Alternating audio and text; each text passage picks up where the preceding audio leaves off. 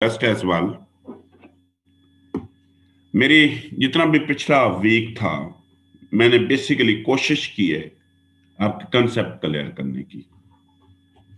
आपकी जो आगे जाके आपने मिस्टेक्स करनी है उनको रिड्यूस करने की कोशिश की है।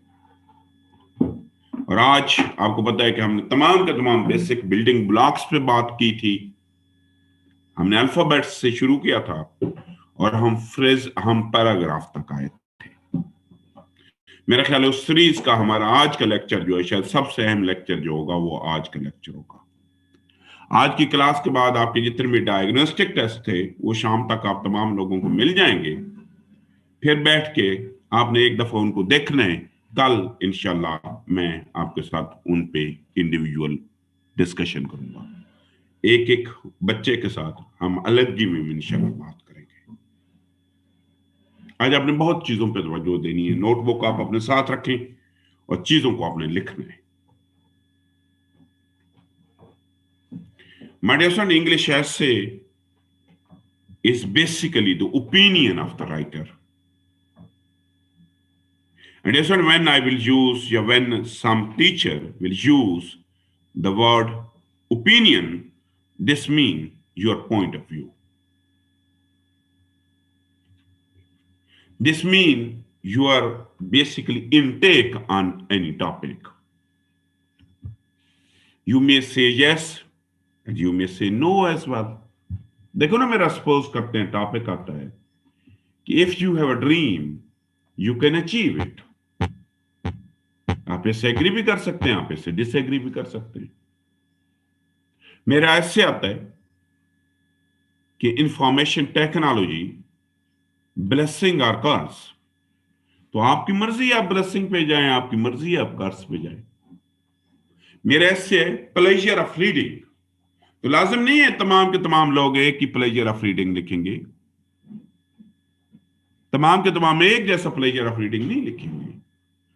सो हर एक की अपनी राय है, जाती राय है। कोई कुछ लिखेगा, कोई कुछ लिखेगा। लेकिन what is my requirement, what is examiner requirement?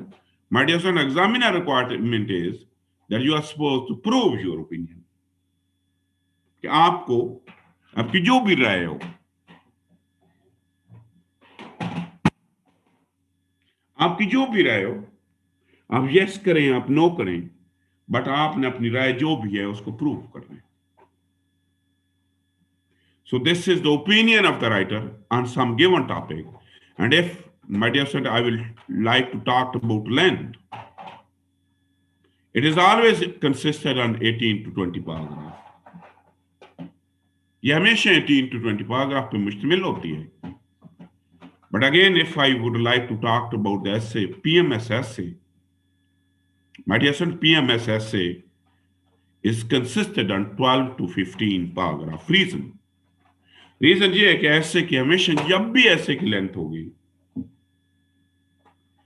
This always depend upon the time. आप समझें, मेडिसन आपने हर एक घंटे में 6 पैराग्राफ लिखने होते हैं। आपको याद होगा आपने अर्ली क्लासेस में भी ऐसे लिखे थे, लेकिन वो तो कोई 18 से 20 पैराग्राफ पे मुश्तमिल नहीं होते थे। वो तो हार्डली 3 से लेके 5 पैराग्राफ पे मुश्तमिल होते थे। सो ऐसे की लेंथ जो है ना वो टाइम पे डिपेंड करती है। ऐसे की लेंथ के मिनिमम पैराग्राफ की तादाद 3 होती है। 1 इंट्रोडक्शन, 1 बॉडी पैराग्राफ है, 1 कंक्लूजन, एंड मैक्सिमम कोई लिमिट नहीं है। वो टाइम पे डिपेंड करता है। By the way, maximum time जो है इंग्लिश ऐसे के लिए वो 3 आवर्स है। यहां पे मैं एक और आपको बात बताता हूं। इस साल 2021 में फेडरल पब्लिक सर्विस कमीशन वाले आपको ये भी कह सकते हैं कि right 2 essay on any of the following topics. एक नहीं गए, आपको 2 कहेंगे। टाइम चाहिए होगा। आप सीएसएस का सिलेबस पढ़ें तो सिलेबस के अंदर लिखा हुआ है, आज आपने पढ़ना है तमाम लोगों ने, वहां पे लिखा हुआ है कि examiner may ask you to write 1 or 2 essays। और मेरी ओपिनियन में अगर आपको 2 ऐसे कह दिए जाएं तो आपको बहुत बड़ा एडवांटेज होगा। डियर इंडियन सिविल सर्विस में हमेशा 2 ऐसे लिखे जाते हैं। क्यों एडवांटेज होगा आपका? इंसान को हमेशा ज्यादा लिखने में प्रॉब्लम आती है। किसी एक टॉपिक पे 2500 लिखना अल्फाज बहुत मुश्किल काम है, लेकिन किसी टॉपिक पे 1000 से 1200 वर्ड्स लिखना आसान काम है। और एक और चीज और वो चीज ये है बेटे, जितने नंबर मार्क्स का मार्जिन बढ़ता जाता है, मीनिंग अगर मैं आपको 1000 में से नंबर दूं ना, तो शायद आप में से किसी को भी मैं 400 मार्क्स नहीं दूंगा। किसी भी क्वेश्चन के जितने टोटल मार्क्स ज्यादा होते हैं, उतनी एवरेज जो है वो मिनिमाइज होनी शुरू हो जाती है। आप देखें ना बेटे, 10 नंबरों का क्वेश्चन है, आप बहुत बुरे तरीके से भी करें, आप बहुत बुरे तरीके से भी करें ना, तो फिर भी आपको 4 नंबर मिल जाते हैं। तो आप समझे dear student, this would be your advantage अगर ऐसे हो जाए तो। और मुझे बहुत ज्यादा चांसेस हैं माइट भी हो जाए, तो उससे 2 इशू होंगे। एक तो ओवरऑल नंबर अच्छे आने शुरू हो जाएंगे, पास होने के चांसेस ज्यादा हो जाएंगे। मीन के 50-50 में से 20-20 लेने होंगे, और 20 लेना तो, ये दोनों को मिला के 40 लेने होंगे। वो कोई इतना मुश्किल काम नहीं है। तो लेंथ कोई डिटरमिन, लेकिन अगर 3 घंटे का ऐसे आता है तो हम सपोज करते हैं इसकी length is always consisted on 18 to 20 paragraph. And my dear student, if I will count this into sentences, this is always consisted on 150 to 200 sentences. देखो ना, मैं बार बार शुरू से ही आपको एक ही बात कह रहा था कि I would like to work on your sentence formation. जिस दिन आपने अपने सेंटेंस फॉर्मेशन ठीक कर ली ना बेटा, फिर आपका कोई भी एग्जाम फेल नहीं होगा। ना तो सीएसएस का फेल होगा, ना पीएमएस का एग्जाम फेल होगा, ना ये वन पेपर होगा, ना ये तहसीलदार का एग्जाम फेल होगा। कोई भी एग्जाम फेल नहीं होगा। तो सिंपल हमने इसको क्या डिफाइन किया? मैंने कहा this is the opinion of the writer. Opinion mean your point of view on some given topic. It is always consisted on 18 to 20 paragraph. And if I will count this into sentences, this is always consisted on 150 to 200 sentences. My dear son, remember one thing, that we have 2 type of writing. हम एक writing को कहते हैं academic writing. ये आप जितनी भी universities में करके आए हैं, आपने एकेडमिक राइटिंग की। एकेडमिक राइटिंग वो राइटिंग होती है जो आप एकेडमिक डिग्रीज में करके आते हैं। And in academic writing, my dear son, the teacher is only interested in one thing. और आपका टीचर किस में इंटरेस्टेड है? He is only interested in your content. आपके कंटेंट के अलावा वो किसी भी चीज में इंटरेस्टेड नहीं है। He is only interested in your content. वो ना तो आपको स्पेलिंग देखेगा, ना आपके पैराग्राफ्स देखेगा, ना उसकी कोहेरेंस देखेगा, ना उसकी कनेक्टिविटी देखेगा। बट डियर स्टूडेंट, इंग्लिश ऐसे इज अ टेक्निकल राइटिंग। आपने बचपन में लेटर लिखे होंगे, शायद आपको याद होंगे। वहां लेटर आपको नहीं आता था, आप खाली उसका फॉर्मेट लिख देते थे, तो तब भी हम भी एग्जामिनर आपको आउट ऑफ 10 5 मार्क्स देते थे। अब लिखते थे examination hall city ABC dated, my dear sir. Body में कुछ भी नहीं लिखते थे, एंड में लिखते थे यूर फेथफुली कम और XYZ। My dear sir, remember one thing, that English essay is a technical writing. और टेक्निकल तमाम दुनिया की वो राइटिंग होती हैं जिनका अपना एक फॉर्मेट होता है। हम सपोज करते हैं, जरा अटेंटिव होके बैठना है। हम सपोज करते हैं कि स्टूडेंट, आपने एक घर कंस्ट्रक्ट करना है, आपने घर बनाना है। घर बनाने के लिए आपने जगह भी खरीद ली है। सपोज समझते हैं आपने कराची के सहले समुंदर पे सी व्यू पे जगह ले ली है, आपने उसको लेवल भी कर लिया है। अब आपने घर बनाना है, तो सैफुल्लाह आप मुझे बताएं सबसे पहले आप क्या काम करेंगे? आप अपने आप को अनम्यूट करें और मुझे बताएं कि सबसे पहले आप क्या काम करेंगे। सैफुल्लाह, आपने मुझे बताना है। सैफुल्लाह, आप अपने आप को अनम्यूट करना है और मुझे बताना है कि घर बनाने के लिए सबसे पहले आप क्या काम करेंगे।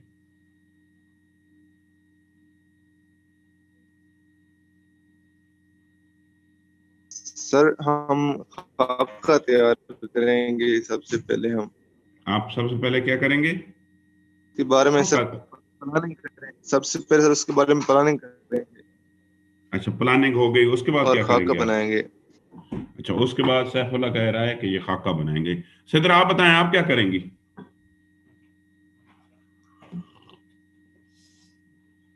सिद्रा, मैं सुन रहा हूं आपको। सर जिसको बनाना है उसको अरेंज करेंगे। जिसने, बनाना है आप मतलब मिस्त्री और वो। कस्टमर जी। अच्छा, वो अरेंज हो गया, उसके बाद क्या करोगी? सर फिर वो जो मटेरियल है वो कलेक्ट करेंगे। अच्छा, आप कितना मटेरियल खरीदेंगी सिद्रा? सर जितना रिक्वायर होगा, कितना रिक्वायर्ड होगा? जो उस वक्त जरूरत होगी। कैसे आपको पहले जरूरत का पता चलेगा? सर पहले बेस के लिए लेंगे और उसके बाद नहीं, ये फिर यही तो पूछ रहा हूँ, आपको जरूरत का कैसे अंदाजा होगा, कितनी जरूरत है? सर उसकी वो देख के कि कितने मरले का है। तो बेटा, तो फिर तो आप गलत डायरेक्शन पे जा रही है ना। सैफुल्लाह सही कह रहा था। माय सन, जब भी सबसे पहले you are suppose to make its its design, या आप कह सकते हैं कि इसका मैप बनाएंगे। आप सबसे पहले खाका बनाएंगे, मैप बनाएंगे, ऐसा ही है बेटे। मैप भी आपको इस चीज के इंडिकेट करेगा कि आपके घर में कितने रूम्स होंगे, उसके कितने फ्लोर्स होंगे, और रूम्स और फ्लोर्स को देख के आप बताएंगे कि आप कितना मटेरियल खरीदेंगे। यकीन जाने इंग्लिश ऐसे में भी ऐसा होता है।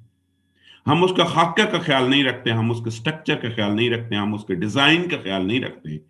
हम अगेन वही मटेरियल मार्केट से खरीद के आ जाते हैं। मटेरियल का मतलब ये होता है कंटेंट। हम उसके टेक्निकल एस्पेक्ट को छोड़ देते हैं। आप मार्केट से जाके बेतहाशा कंटेंट खरीद के ले आते हैं तो सारा जाया जाएगा आपका कंटेंट। इंग्लिश ऐसे में भी हम यही करते हैं। हमारे एक ही फोकस होता है कि डू और provide the maximum content without keeping in mind the technical aspect of your एसे।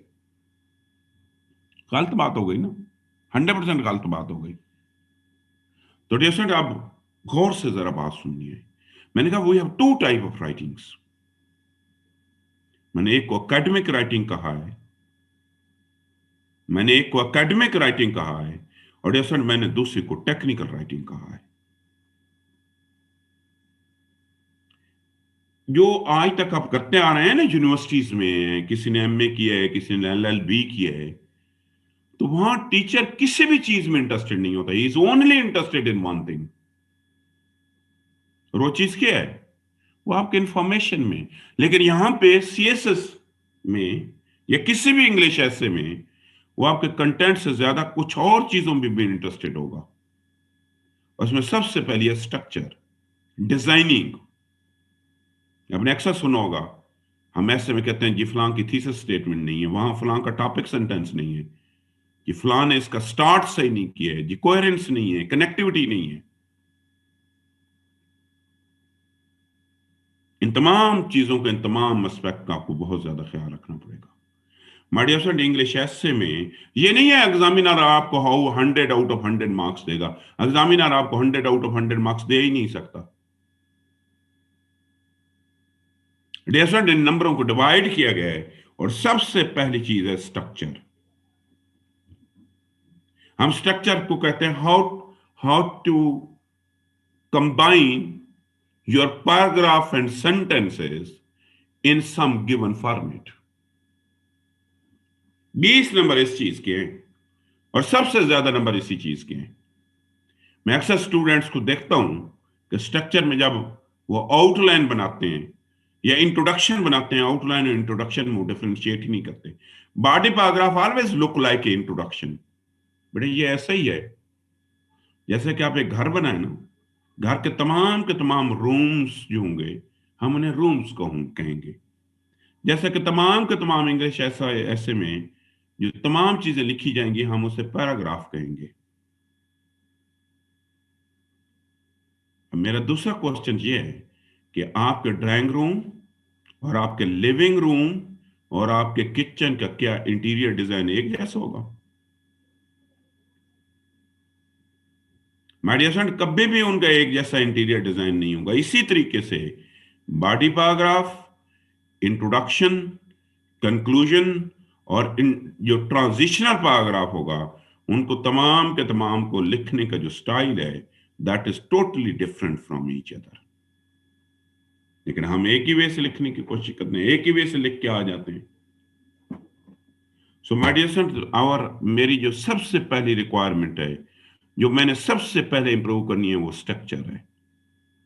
और डियर स्टूडेंट, जिस लम्हे आपका स्ट्रक्चर बेहतर हो गया ना, मैंने आपके पेपर पढ़े हैं, आपके तीन ही मसाइल है। आपके स्ट्रक्चर का मसला है, आपके एक्सप्रेशन का मसला है, आपके आर्गुमेंट्स का मसला है। यू हैव वेरी गुड, आपकी ना तो ग्रामर गलत है ना आपका content, you have enough content, अब आपको और पढ़ने की जरूरत ही नहीं है। मेजॉरिटी लोग वो हैं जिनके पास इनफ कंटेंट मौजूद है। तो पहले 20 marks will goes for structure, then 20 will goes for content,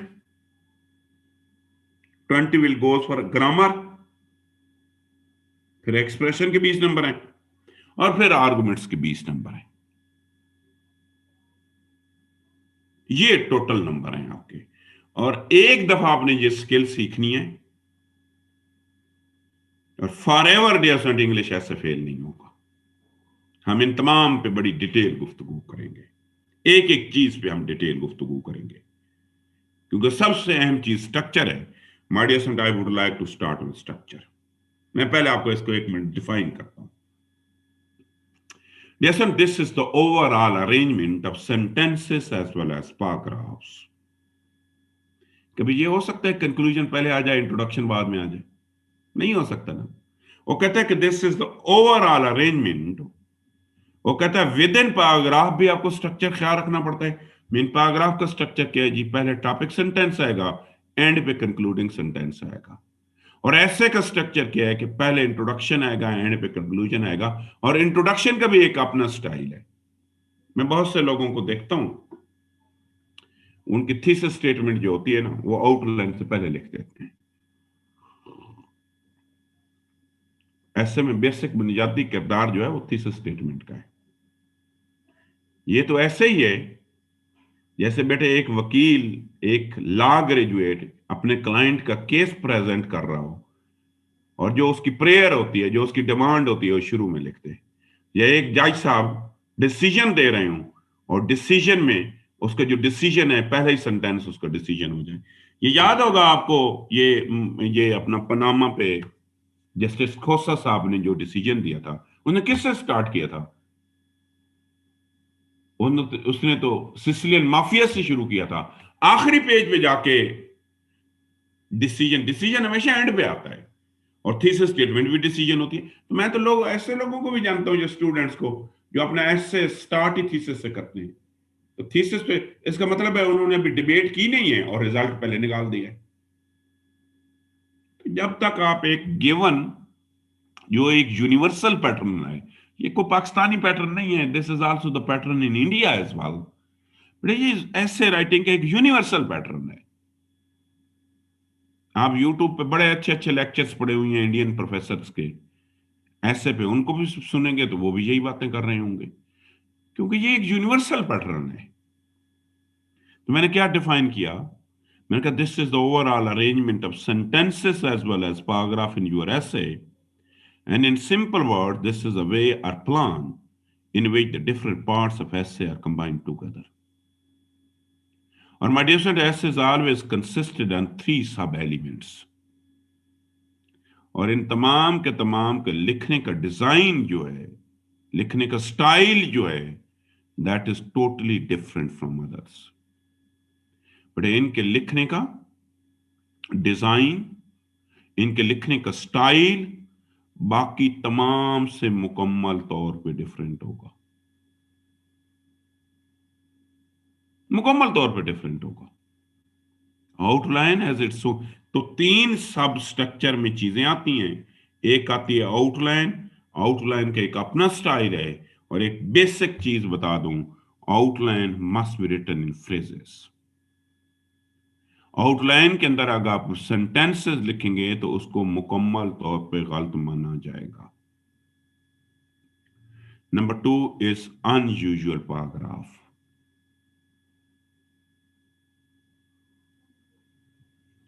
unusual paragraph 20% बनाते हैं। इनका अपना एक लिखने का अंदाज है। तीसरी चीज है usual paragraph. My dear son, they will make the 75% of essay. Major essay का पोर्शन यूजुअल पे है, जिसमें उर्फ आम में आप बॉडी पैराग्राफ कहते हैं। They have their own style as well. जब तक इनके आपको स्टाइल या जो रिक्वायर्ड यूनिवर्सल फॉर्मेट है आप उसको फॉलो नहीं करेंगे, माय डियर सन, उस वक्त आपका कोई भी इंग्लिश ऐसे का एग्जाम जो है वो पास नहीं होगा। उमैर, मैं आपके आंसर थोड़ी देर में देता हूं। और दूसरी बात है उमैर, आपने चैट में नहीं लिखना, आपने हैंड रेज करना है, क्वेश्चन करना है। क्योंकि जब आप चैट बॉक्स में टाइप करते हैं तो आपका फोकस जो है वो शिफ्ट हो जाता है। मैं एंड पे आपका जवाब दूंगा कि आपने कहा कि टॉपिक, सेंटेंस और थीसिस स्टेटमेंट में क्या फर्क होता है। ठीक हो गया? तो माय डियर फ्रेंड, ये तीनों को जो लिखने का स्टाइल है, अच्छा, ये ऐसे के एक आप समझे, ये एक ब्लूप्रिंट है ऐसे का। ऐसे always look like this one. इस मैप को गौर से देखें। This map has been taken by the books that has been recommended by Federal Public Service Commission.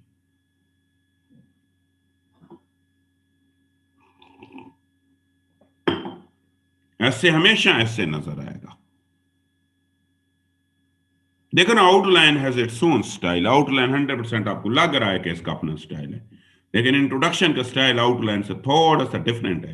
लेकिन अगर आप बॉडी पैराग्राफ को देखें तो बॉडी पैराग्राफ मुकम्मल तौर पे एक नई शेप दे रहे हैं, और कंक्लूजन जो है वो इंट्रोडक्शन का आपको उल्ट नजर आ रहा है। मैं थोड़ा सा इस मैप को ना डी कोड करता हूं आपके लिए।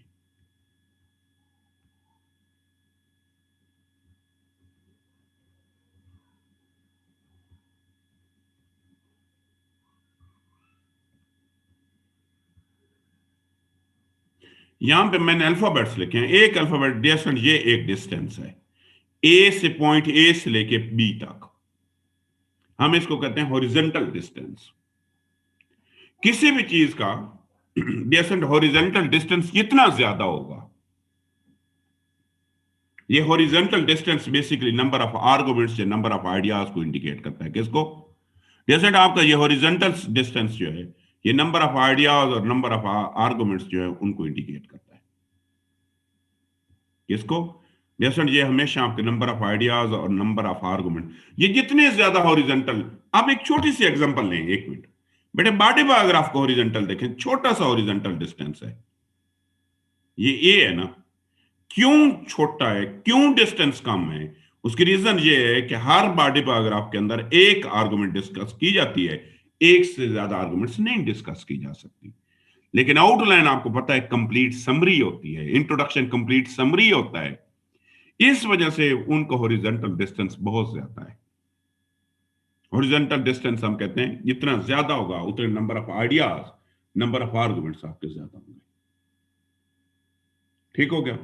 अब दूसरी बात यह है कि हम इसको कहते हैं my dear friend vertical distance. ये पॉइंट ए से लेके पॉइंट सी तक। अब यहां पे बड़े इंटरेस्टिंग दो चीजें आपसे मैं पूछूंगा। ये देखें और ये देखें। अब क्वेश्चन मेरा ये है आप लोगों से कि आउटलाइन का पॉइंट ए से पॉइंट सी, जिसको हमने वर्टिकल डिस्टेंस का है, वो बड़ा मिनिमम है, और इंट्रोडक्शन का वर्टिकल डिस्टेंस बहुत ज्यादा है। हालांकि दोनों ने एक जैसे, दोनों ने कंप्लीट समरी कन्वे करनी होती है। ये क्या वजह है? बॉडी पैराग्राफ का तो वर्टिकल डिस्टेंस भी कम है। माय डियर, इसका आंसर ये है कि हालांकि नंबर ऑफ आइडियाज की तादाद आउटलाइन और इंट्रोडक्शन में एक जैसी होती है, असूलन तो इनके नंबर ऑफ वर्ड्स की तादाद भी एक जैसी होनी चाहिए। Vertical distance basically number of sentence या नंबर ऑफ वर्ड्स को इंडिकेट करता है, लेकिन ऐसा है नहीं। लेकिन हर बॉडी पैराग्राफ का वर्टिकल हॉरिजॉन्टल डिस्टेंस से एक जैसा है, क्योंकि वो हर एक पैराग्राफ के अंदर एक सिंगल आर्गुमेंट डिस्कस की जाती है। इंट्रोडक्शन और आउटलाइन का नंबर ऑफ वर्ड्स का फर्क हो जाता है, नंबर ऑफ आर्गुमेंट सेम रहते हैं। रीजन रीजन ये है कि यू आल्सो नो कि आउटलाइन जो होती है ना वो बुलेट्स में लिखी जाती है, और इंट्रोडक्शन जो है ना वो कंप्लीट सेंटेंसेस में लिखा जाता है। जो भी चीज बुलेट या फ्रेजेस में लिखी जाती है ना वो कम स्पेस कंज्यूम करती है, और जो भी चीज सेंटेंसेस की फॉर्म में लिखी जाती है वो हमेशा ज्यादा स्पेस कंज्यूम करती है। ये इन दोनों का फर्क है। माय डियर फ्रेंड, कंक्लूजन देखो, कंक्लूजन हमेशा इंट्रोडक्शन को उल्ट होता भी उल्टा है। मैं इसकी एक मिसाल आपको देता हूं कि जब आप उर्दू के ऐसे लिखते हैं, उर्दू आप ज्यादा फेमिलियर हैं, उर्दू के ऐसे का आगाज हमेशा आपको याद होगा किसी शेर से होता था, किसी वर्स से होता था, लेकिन कंक्लूजन के आगाज में, स्टार्ट में ये शेर वर्स नहीं आती थी, ये कंक्लूजन के हमेशा एंड पे आती है। आनी भी एंड पे चाहिए, क्यों? ये एक दूसरे के रिवर्स होते हैं। अब देखें my dear friend, this is another map taken from another recommended book, again commission की किताबों से लिया गया है, जो फेडरल पब्लिक सर्विस कमीशन की किताबें रिकमेंड की गई है।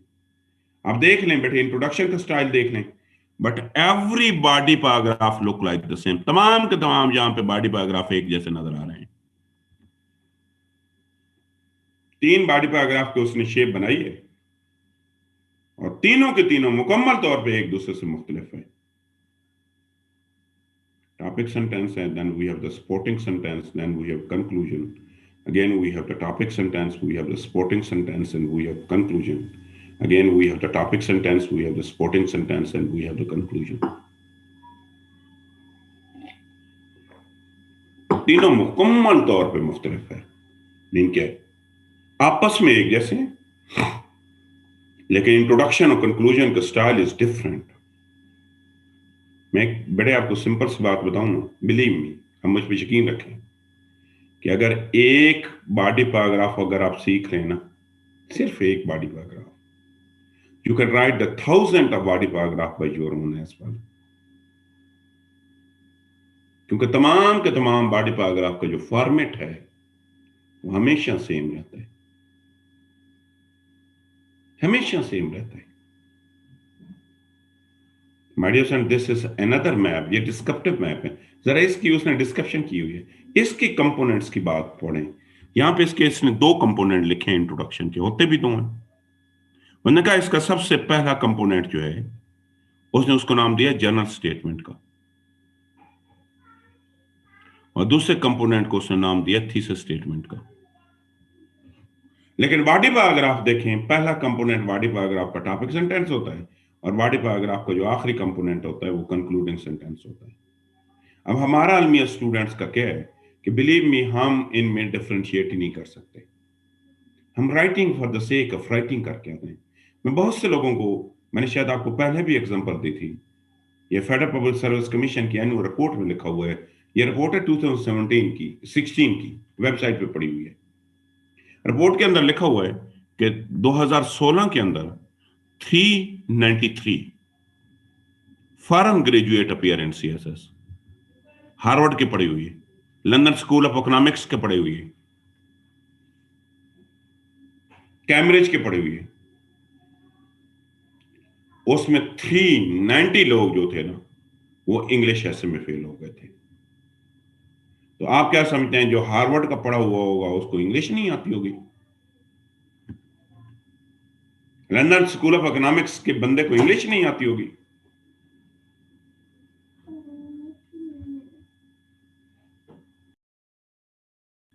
माय डियर फ्रेंड, उनको इंग्लिश आती है, लेकिन reason, this is not the examination to check your English. ये एग्जाम ही नहीं है आपको इंग्लिश को चेक करने का। इंग्लिश के अगर आपने इंग्लिश को चेक करना है तो दूसरा पेपर हमारे पास मौजूद है, इंग्लिश ग्रामर एंड कंपोजिशन का। बड़े इसमें इंग्लिश के साथ साथ चंद और चीजें भी मैंने बताया है ना। वहां पे आपने पोर्शन पढ़े थे, ग्रामर तो एक पोर्शन है वहां पे, और भी हमारे चंद एक पोर्शन हैं। तो माय डियर सर, जब तक आपका फॉर्मेट ठीक नहीं होगा, और जिस लम्हे आपने फॉर्मेट ठीक कर लिया ना, आप लोगों की अंग्रेजी वैसे भी ठीक है, अंग्रेजी आती है आपको। अब my dear friend, once again I would like to, मैं बार बार, आपको पता है एक चीज मैं बार बार जिक्र कर रहा हूं पैराग्राफ का। क्योंकि 95% आपका ऐसे जो है वो पैराग्राफ पे मुश्तमिल है। हम अभी हालांकि आपके इल्म में होना चाहिए कि आउटलाइन शुरू में आती है, आउटलाइन पहले आती है, लेकिन अभी फॉर टाइम बीइंग हम आउटलाइन को ऐसे आपका आउटलाइन से स्टार्ट होगा, लेकिन फॉर टाइम बीइंग आउटलाइन को मैं स्किप करूंगा। फॉर टाइम बीइंग हम आउटलाइन को स्किप करेंगे। मैं क्या पैराग्राफ को पढ़ूंगा? मैं डियर इसको डिफाइन करूंगा, the paragraph is the combination of 6 to 8 sentences. कि जब भी आपने कोई पैराग्राफ पढ़ना है, जब भी आपने कोई पैराग्राफ लिखना है, उसकी हमेशा एक रिक्वायर्ड लेंथ है। मैं एक आइडियल बता रहा हूं, लेकिन कोई मैथ नहीं है ये, और ना आपने काउंट करने हैं, आपने एक वैसे अंदाजा रखना है। बेसिकली जो रिक्वायर्ड है ना, जो डेफिनेशन है पैराग्राफ की, वो है 4 to 9 सेंटेंसेस। अगर 4 से कम होंगे तो वो भी पैराग्राफ नहीं होगा, अगर 9 से ज्यादा हो जाएंगे तो वो भी पैराग्राफ नहीं होगा। अगर मैं पेज की बात करूंगा तो हाफ अ पेज। लेकिन एक आइडियल जो हम कहते हैं ना, हम कहते हैं this is always consisted on 6 to 8। और यहां पे एक और चीज भी मैं बताऊं, माय डियर फ्रेंड, जिस लम्हे आपको पैराग्राफिंग आ गई ना, आप प्रेसी के भी एक्सपर्ट होंगे। क्यों? आज जाके आप कोई प्रेसी काउंट कर लें, बट आपकी प्रेसी में हमेशा 6 से 9 सेंटेंसेस होंगे, ना 6 से कम होंगे ना 9 से ज्यादा होंगे। रीजन, क्योंकि वो बॉडी पैराग्राफ होता है। और जिस लम्हे आपको बॉडी पैराग्राफ की फॉर्मेशन का पता चल जाएगा, तो आपकी प्रेसी ऑटोमेटिकली ठीक होनी शुरू हो जाएगी। प्रेसी में एग्जामिनर हर वक्त यही कहता है ना, किसी से पढ़ने जाए तो आपको कहेगा कि find out the topic sentence. क्या डिफाइन इसको मैं करूंगा? माय डियर फ्रेंड, इसको मैंने डिफाइन किया कि this is the combination of 6 to 8 sentences।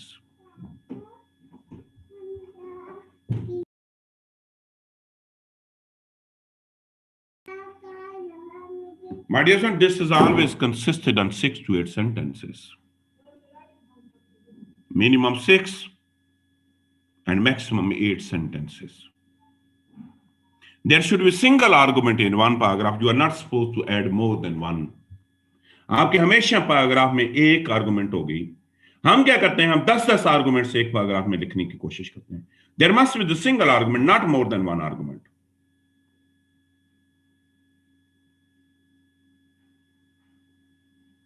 दो चीजें हो गई। This must be started with a new line. आपने नई लाइन लिखनी है। हर पैराग्राफ एक नई लाइन से शुरू होगा। और yes, you are suppose to do the indentation. Indentation ये होती है, हम थोड़ी सी स्पेस छोड़ते हैं, equal to 1 tab, 2 tab, 3 tab, आपकी मर्जी है जितनी भी छोड़ दें। तो बेसिकली पैराग्राफ की आपको मैंने 4 रिक्वायरमेंट बताई, 6 to 8 sentences, single argument, you are supposed to do the indentation, और जब भी एक पैराग्राफ से दूसरे पैराग्राफ की तरफ जाना है, लाइन दरमियान में नहीं छोड़नी। मेरा अब again I would like to ask the question. मेरा क्वेश्चन ये है, बड़ा सिंपल सा क्वेश्चन है, और क्वेश्चन है सैका से। सैका आपने मुझे बताना है, आप अपने आप को जरा अफ्रेज, सैका अफ्रेज। सैका मुझे ये आप बताएं कि जो इंट्रोडक्शन होता है उसके अंदर एक आर्गुमेंट्स होती है या एक से ज्यादा होती है?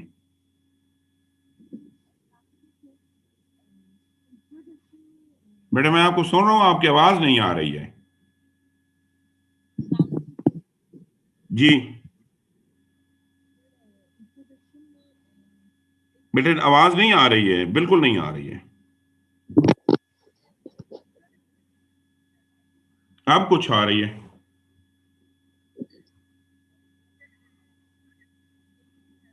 अच्छा ऐशा आप बताएं, ऐशा अब्बासी। ऐशा आप ये बताएं, इंट्रोडक्शन के अंदर कितने पैराग्राफ होते हैं? सॉरी, इंट्रोडक्शन के अंदर सिंगल आर्गुमेंट्स होती है या एक से ज्यादा आर्गुमेंट्स होती हैं? सर मल्टीपल आर्गुमेंट्स होते हैं। तो फिर क्या वो पैराग्राफ नहीं होता? क्योंकि हमने तो पैराग्राफ को डिफाइन किया है कि एक आर्गुमेंट होगी। सर इंट्रोडक्शन का लाइक स्ट्रक्चर डिफरेंट होता है ना, जैसे मतलब उसमें मतलब जो भी आउटलाइन। मैंने आर्गुमेंट्स आपको ये बताइए कि एक पैराग्राफ के अंदर एक आर्गुमेंट्स होगी, ऐसे ही है जी। मैंने क्वेश्चन किया है कि इंट्रोडक्शन में कितनी आर्गुमेंट्स होती हैं? सर एक से ज्यादा? आर्गुमेंट्स तो ज्यादा ज्यादा होती हैं। तो इसका मतलब ये है कि इंट्रोडक्शन पैराग्राफ नहीं होता। सर उसमें आर्गुमेंट्स को हम लाइक अलग अलग अलग तरह से प्रूव नहीं कर रहे होते हैं उसे। नहीं, आर्गुमेंट्स तो ज्यादा होती हैं ना, एक से ज्यादा ही होती हैं। सिर्फ मेंशन कर रहे होते हैं, प्रूव वो बेटे बॉडी बेशक पर। मेंशन भी कर रहे होते हैं, लेकिन होती तो ज्यादा है ना। जी जी। तो फिर पैराग्राफ वो नहीं होता, या होता है? पैराग्राफ होता है, लेकिन हम एक से ज्यादा पैराग्राफ भी इंट्रोडक्शन में आ सकते हैं। नहीं आ सकता। अच्छा, अब मेरी बात जरा गौर से सुने। मैंने बेटे आपके लिए ना एक कथगन लगाई थी। कथगन ये लगाई है कि एक पैराग्राफ के अंदर एक आर्गुमेंट्स आएगी, एक से ज्यादा नहीं आएंगी, और उसकी लेंथ भी 6 to 8 होगी, 8 से लेंथ भी इंक्रीज नहीं करेगी। अब मैंने क्वेश्चन किया इंट्रोडक्शन। बेटे इंट्रोडक्शन के अंदर कभी भी सिंगल आर्गुमेंट्स नहीं होती, एक से ज्यादा आर्गुमेंट्स होते हैं। There would be more than one arguments, एक चीज। और दूसरी चीज, बड़ा सिंपल सा फार्मूला है। जब एक आर्गुमेंट के लिए वी हैव 6 सेंटेंसेस, जब एक से ज्यादा आर्गुमेंट्स होंगे तो हमारे सेंटेंसेस भी इंक्रीज कर जाएंगे। जब इस रूल को, दो दो रूल है, 6 to 8 और सिंगल आइडिया। जैसे जब इस रूल्स को मैं फॉलो नहीं करूंगा, मीन कि या तो 6 से 8 से एक्सीड कर जाए, बिल्कुल कर जाएगा जब पूरी समरी होगी, या कभी कभी रिड्यूस हो जाता है। दोनों सूरतों में हमने पैराग्राफ को दो सूरतों में डिवाइड किया हुआ है। एक है यूजुअल, वो पैराग्राफ जो इस डेफिनेशन को फॉलो करेंगे वो यूजुअल पैराग्राफ कराएंगे, बॉडी पैराग्राफ। और वो पैराग्राफ जो इस डेफिनेशन को फॉलो नहीं करेंगे वो अनयूजुअल पैराग्राफ कराएंगे। अब आते हैं अनयूजुअल, जरा इसको रीड आउट करें। अभी हम 5 मिनट की ब्रेक लेते हैं। आप पहली चीजें थोड़ी सी समझ लें, हम पांच ताकि डाइजेस्ट कर लें, फिर 5 मिनट बाद में यहां से स्टार्ट लेता हूं। जरा इनको देख लें।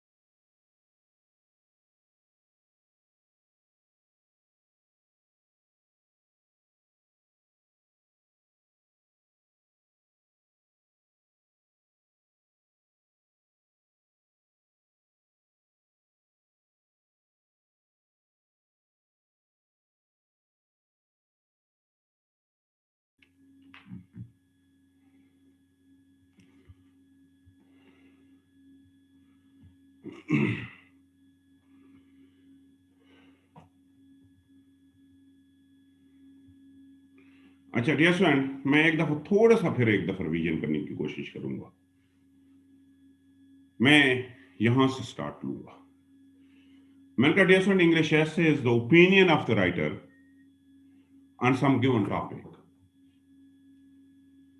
English essays basically consisted on 6 requirement, not 6, 5, sorry।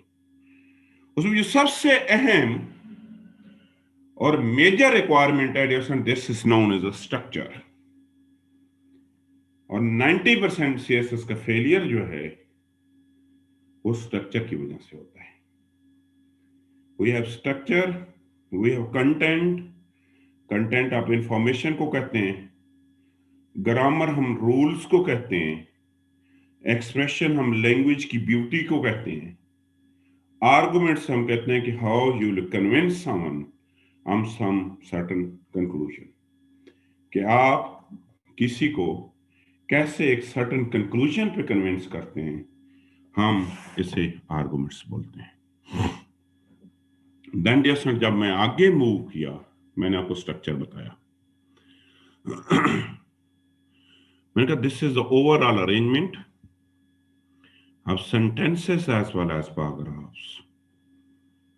In simple words, this is a way or plan in which the different parts of essay are combined together, and we have 3: outline, unusual paragraph, and number 3 is the usual paragraph.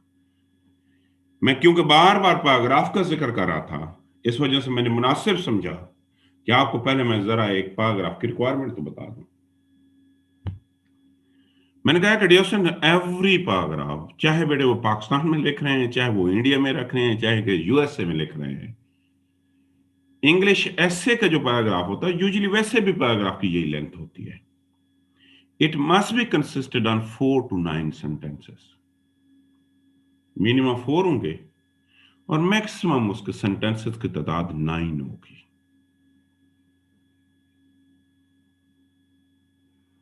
दूसरी बात, हर paragraph के अंदर एक single argument होगी, एक से ज्यादा arguments paragraph में हो ही नहीं सकती। There should be the single argument, there should not be the more than 1 arguments in 1 paragraph.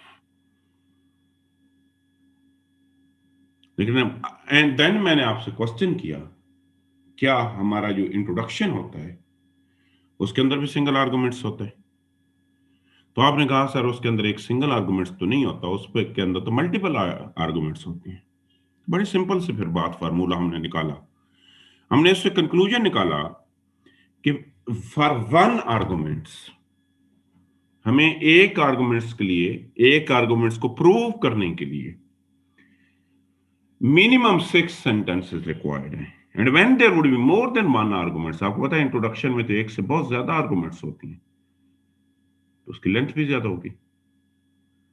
तो जब उसकी लेंथ भी ज्यादा हो गई, उसके अंदर आर्गुमेंट्स भी ज्यादा हो गए, उसने तो हमारे जो पैराग्राफ का सेट पैटर्न है उसने उसको फॉलो ही नहीं किया। और जैसे जो पैराग्राफ सेट पैटर्न को फॉलो नहीं करेगा, जो सेट पैटर्न को फॉलो नहीं करेगा, that is known as unusual paragraph.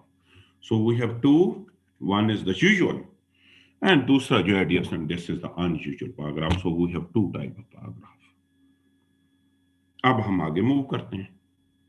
अब आते हैं बेटे डियर स्टूडेंट, आपका 20% of essay this is always consisted on, 20% आपका एसे जो है that is always consisted on unusual paragraph. अब जरा डिफाइन करते हैं, जरा गौर से सुनना है। मैंने यहां पे सिलेक्शन ऑफ वर्ड्स भी चेंज की होगी। मैंने कहा the paragraph that can not, मैंने विल नॉट नहीं लिखा, मैंने इज नॉट नहीं लिखा, मैंने लिखा कैन नॉट। मैंने नहीं लिखा, मैंने तो किसी किताब से ही उठाया है। बेटा कैन नॉट का मतलब यह होता है कि ऐसे पैराग्राफ में टैलेंट ही नहीं होता, एबिलिटी ही नहीं होती। The paragraph that can not follow the given definition, वो पैराग्राफ जो हमारी गिवन डेफिनेशन है उसको फॉलो नहीं करेगा। दैट इज, गिवन डेफिनेशन क्या है? 6 to 8 single argument, that is known as unusual. कि चाहे वो 6 से 8 से एक्सीड करेगा, हम 4 to 9 कह लेते हैं, चाहे अगर 4 to 9 से एक्सीड करेगा तो तब भी जो अनयूजुअल होगा, अगर 4 to 9 से कम रह जाएगा तो तब भी अनयूजुअल होगा। The paragraph that will not follow the given definition, that is 6 to 8 sentences, हम हर सूरत में ऐसे पैराग्राफ को अनयूजुअल कहेंगे। अब देखें ना, अनयूजुअल की दो सब कंडीशंस हैं। पहली कंडीशन ये है, पहली कंडीशन क्या है, जरा गौर से, कि some time they serve as the map of your whole essay, कि कभी कभार इसका काम ये होगा कि ये आपके पूरे के पूरे ऐसे का कंप्लीट मैप इंडिकेट करेगा। और यहां पे डियर मैप का मतलब ये है कि आपके पूरे के पूरे पैराग्राफ को समराइज करेगा, उसकी डिस्कशन को समराइज करेगा। लाजमी बात है, जब एक आर्गुमेंट्स के लिए वो नीड 6 सेंटेंसेस, जब एक से ज्यादा होंगे तो हमें उसकी तादाद भी ज्यादा लिखनी पड़ेगी। तो जब ज्यादा लिखनी पड़ेगी तो वो एक्सीड कर जाएगा। जब भी एक्सीड करेगा या तो वो इंट्रोडक्शन कहलाएगा या वो कंक्लूजन कहलाएगा। मैं दोबारा रीड आउट करता हूं। दिस सारू अनयूजुअल पैराग्राफ की बात कर रहा हूं। As the map of your essay, outlining to your reader the main argument's point in the form of a summary, in the form of an abstract, and in the form of preface.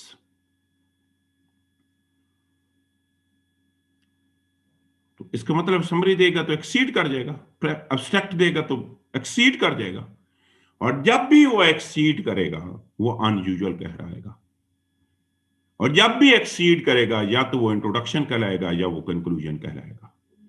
कभी कभार ऐसा नहीं भी होता, ये भी जरा सोचने समझने वाली बात है। कभी कभार ऐसा नहीं भी होता। कभी कभार क्या होता है कि डिसेंट पैराग्राफ की लेंथ रिड्यूस हो जाती है। क्यों? कि कभी कभार एक ऐसे पैराग्राफ आप लिखते हैं जिसके अंदर कोई किसी भी किस्म की कोई आर्गुमेंट्स होती भी नहीं है। डिसेंट उसके अंदर खाली स्टेटमेंट्स होती हैं। मैं इसकी ना एक मिसाल आपको देता हूं।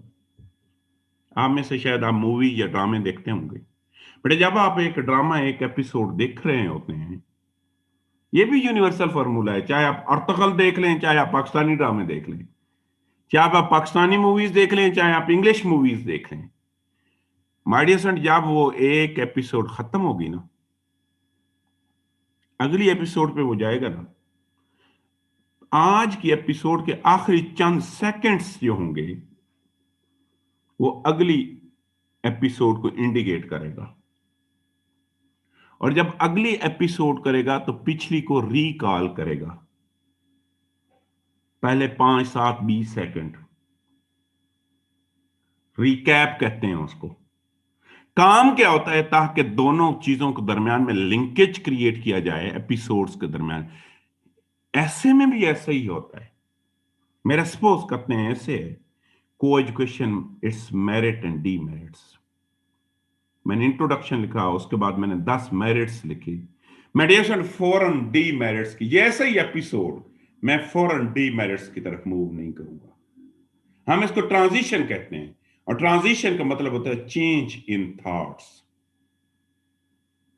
हमने आज एक बात लिखी है, उस बात को मीन के 10 कागज लिखी हैं। जब मैं 10 कागज खत्म करूंगा, मैं कंसिक्वेंसेस की तरफ मूव करूंगा, तो मैं फौरन मूव नहीं कर सकता। वहां पे एक छोटा सा पैराग्राफ आएगा, बिल्कुल छोटा सा।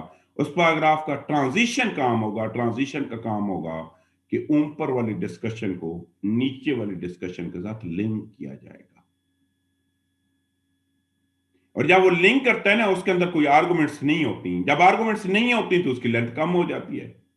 मैंने कहा कभी कभार एक पैराग्राफ का काम ये होता है कि उसने दो सेक्शन के दरमियान लिंकेज क्रिएट करना होता है, और जब वो लिंकेज क्रिएट करता है उसकी लेंथ रिड्यूस हो जाती है। उसके मिनिमम 1 सेंटेंस लेंथ होता है, मैक्सिमम 2 सेंटेंसेस होते हैं, और उसका काम होता है एक सेक्शन को दूसरे सेक्शन के साथ लिंक करना, और ऐसे पैराग्राफ भी अनयूजुअल पैराग्राफ कहलाते हैं। तो सिंपल फार्मूला ये हुआ कि जो गिवन डेफिनेशन सिंगल आर्गुमेंट और 6 to 8 सेंटेंसेस को फॉलो नहीं करेंगे, हम उसे अनयूजुअल पैराग्राफ बोलेंगे। And my dear student, we have 3 type of unusual paragraph. हमारा इंट्रोडक्शन भी अनयूजुअल है, हमारा कंक्लूजन भी अनयूजुअल है, और हमारा ट्रांजिशन पैराग्राफ जो है इसको भी हम अनयूजुअल पैराग्राफ बोलते हैं। You know that your essay will start with introduction, and let me, my dear students, start with introduction. अब हम इंट्रोडक्शन स्टार्ट करते हैं, लेकिन इंट्रोडक्शन स्टार्ट करने से पहले ये चंद एक टॉपिक्स हैं, ये आप अपने रजिस्टर पे लिख लो, और रजिस्टर के किसी ऐसे पेज पे लिखने हैं यहां तक इनको असेस करना आपके लिए बड़ा आसान हो। क्या करना? असेस करना, क्योंकि मैं बार बार इन्हीं टॉपिक का जिक्र करूंगा। लिख लें जरा जल्दी जल्दी, और पेज के ऐसी कोई मेन पेज पे लिखें जहां तक इनको ढूंढना आपके लिए बड़ा आसान हो। लिखें जरा, 2 मिनट इनको लिख रहे हैं, then we will move forward.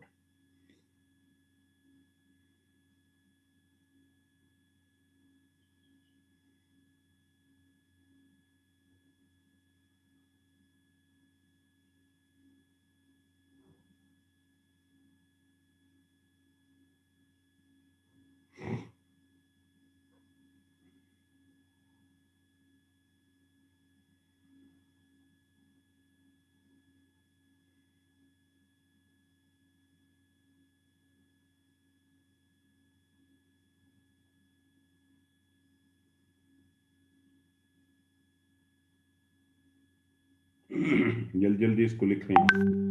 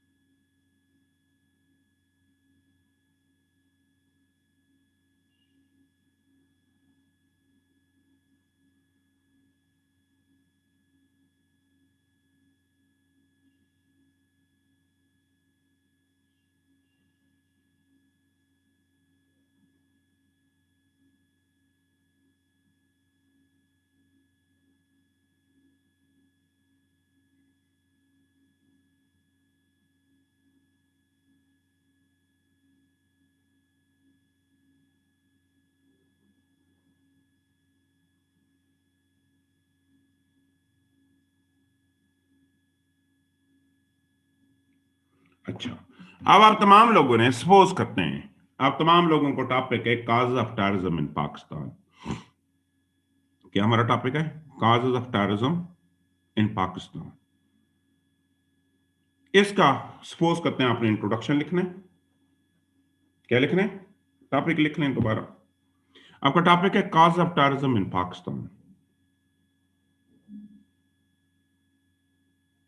इसका आप तमाम लोगों ने इंट्रोडक्शन लिखना है, और इंट्रोडक्शन की सिर्फ पहले 3 सेंटेंसेस लिखें। जरा लिखें, पहले 3 भी नहीं, सिर्फ पहला सेंटेंस लिखते हैं। सपोज कर रहे हैं, सपोज क्या आपका टॉपिक है cause of terrorism in Pakistan.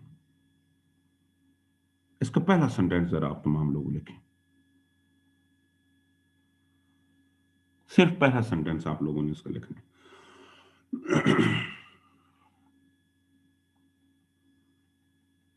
मैं पूछूंगा, आप जरा इसका पहला टॉपिक है, इंट्रोडक्शन है आपका, टॉपिक है cause of terrorism in Pakistan. इसका आप तमाम लोगों ने पहला फर्स्ट सेंटेंस लिखना है।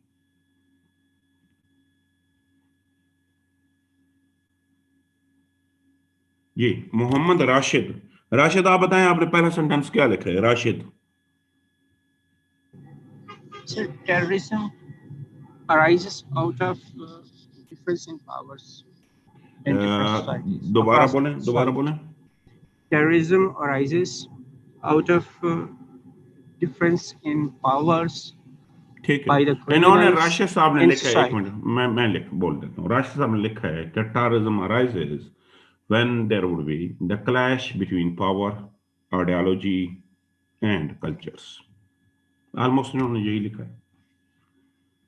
अच्छा ये एक स्टूडेंट है हवावे के नाम से। जी आप कौन है? आप बेटे आपने, यार मैंने आपको पहले भी कहा है कि अपने बेटे नाम से आया करें। जी आपका नाम क्या है? ये जो आप अपने आप को अनम्यूट करें, ये हवावे के। कल से मैं बैन कर दूंगा जो लोग अपने नाम से नहीं होंगे। जी मैं अपने आप ने अनम्यूट करेंगे, जो हवावे के नाम से एक स्टूडेंट है।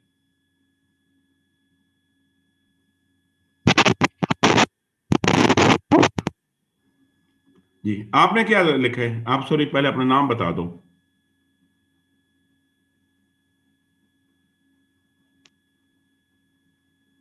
हेलो जी बेटे सुन रहा हूं मैं।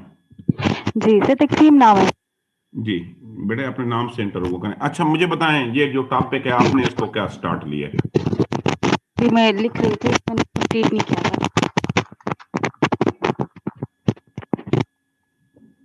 जी जिन्होंने कंप्लीट कर लिया है वो जरा अपना हैंड रेज करें। जिन्होंने कंप्लीट कर लिया हैंड रेज करें। जी खटक साहब आपने क्या लिखा है? साथ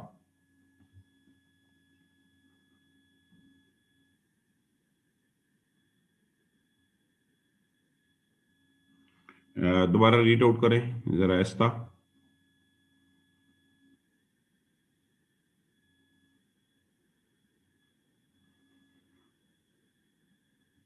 So he has stated that one of the menace that this country has faced since its inception is terrorism.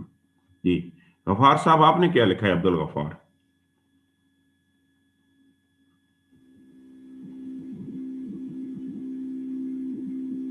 मैं गफार आपको सुन रहा हूं, आपने क्या लिखा है? अब्दुल गफार। सॉरी सर, मैं अभी लिख रहा हूँ सर।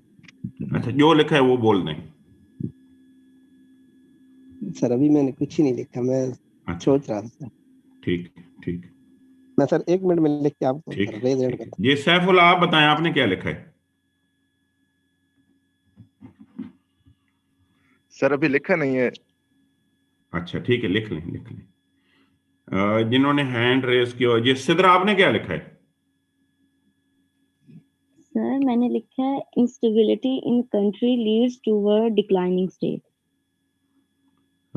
आपने दोबारा बोले, आपने क्या लिखा?